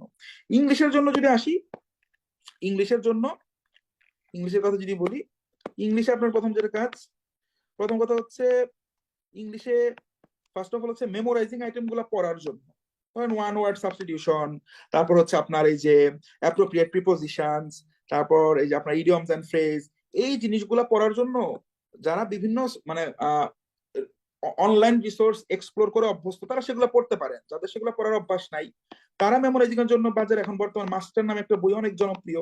এই বইটা আমি মানে আমার দৃষ্টিতে এটা মৌলিক না, এটা হচ্ছে একটা কালেকশন অফ কোয়েশ্চেন্স, প্রশ্ন সংগ্রহশালা হিসেবে এটা ওয়ান কাইন্ড অফ এনসাইক্লোপিডিয়াই বলতে পারেন আপনি। হ্যাঁ, তো তারা যারা মাস্টার কিনেছেন, তারা মাস্টার থেকে এই মেমোরাইজিং আইটেম গুলা পড়তে পারেন। যারা মাস্টার কিনেন নাই, ওই যে ইংলিশ ফর কম্পিটিটিভ এক্সামস কি আরেকটা বই বোধহয় আছে, প্রফেসর পাবলিকেশন প্রকাশ করতে সম্ভবত, যারা ওইটা কিনেছেন ওইটাও পড়তে পারেন, সমস্যা নাই। বাট এটা বোধহয় তারা প্রশ্নের কোয়ান্টিটি বোধহয় অনেক বেশি।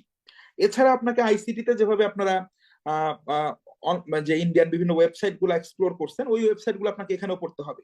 অফিসিয়াল জিম্যাট এর স্ট্যান্ডার্ড প্রশ্ন আপনাকে পড়তে হবে ইংলিশের জন্য।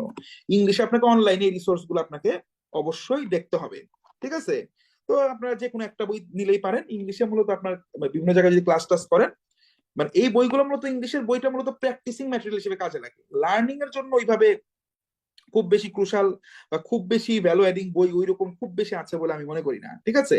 আপনার অফিসিয়াল জিম্যাট গাইড, এখান থেকে ওই যে most commonly used grammar rules আছে, হ্যাঁ, তারপর হচ্ছে commonly made mistake in English, হ্যাঁ, মানে ইংলিশের সব থেকে ফ্রিকোয়েন্টলি যে ভুলগুলা করা হয়, কমন মিস্টেকস ইন ইংলিশ, ওই নিয়ম কানুন গুলা, হ্যাঁ, এগুলো দেখলে বিসিএস এও কাজে লাগবে, ব্যাংকেও কাজে লাগবে।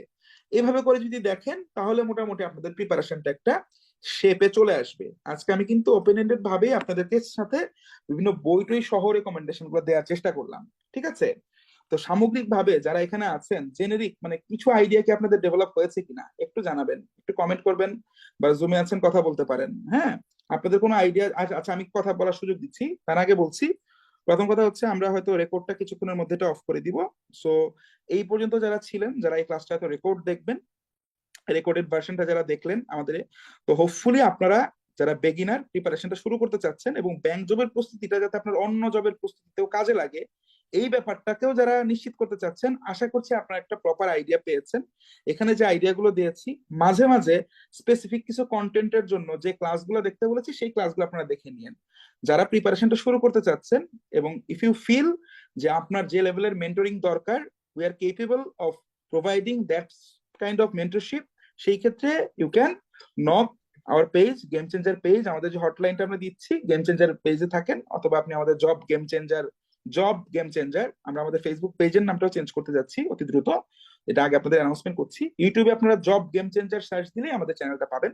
তো জব স্পেস গেম চেঞ্জার একসাথে, এটা দিলে আপনারা আমাদের ইউটিউব চ্যানেল পাবেন, সেই ভিডিওস গুলো আপনারা দেখবেন এবং যে ক্লাসগুলো আপনাদের ভালো লাগে বা আপনারা যে টাইপের কন্টেন্ট গুলো চান এগুলো আপনারা আমাদের জানাবেন, যারা শুধু ফ্রি কন্টেন্ট দেখে অভ্যস্ত। ঠিক আছে, আপনাদের সবার জন্য মনের অন্তঃস্থল থেকে শুভকামনা।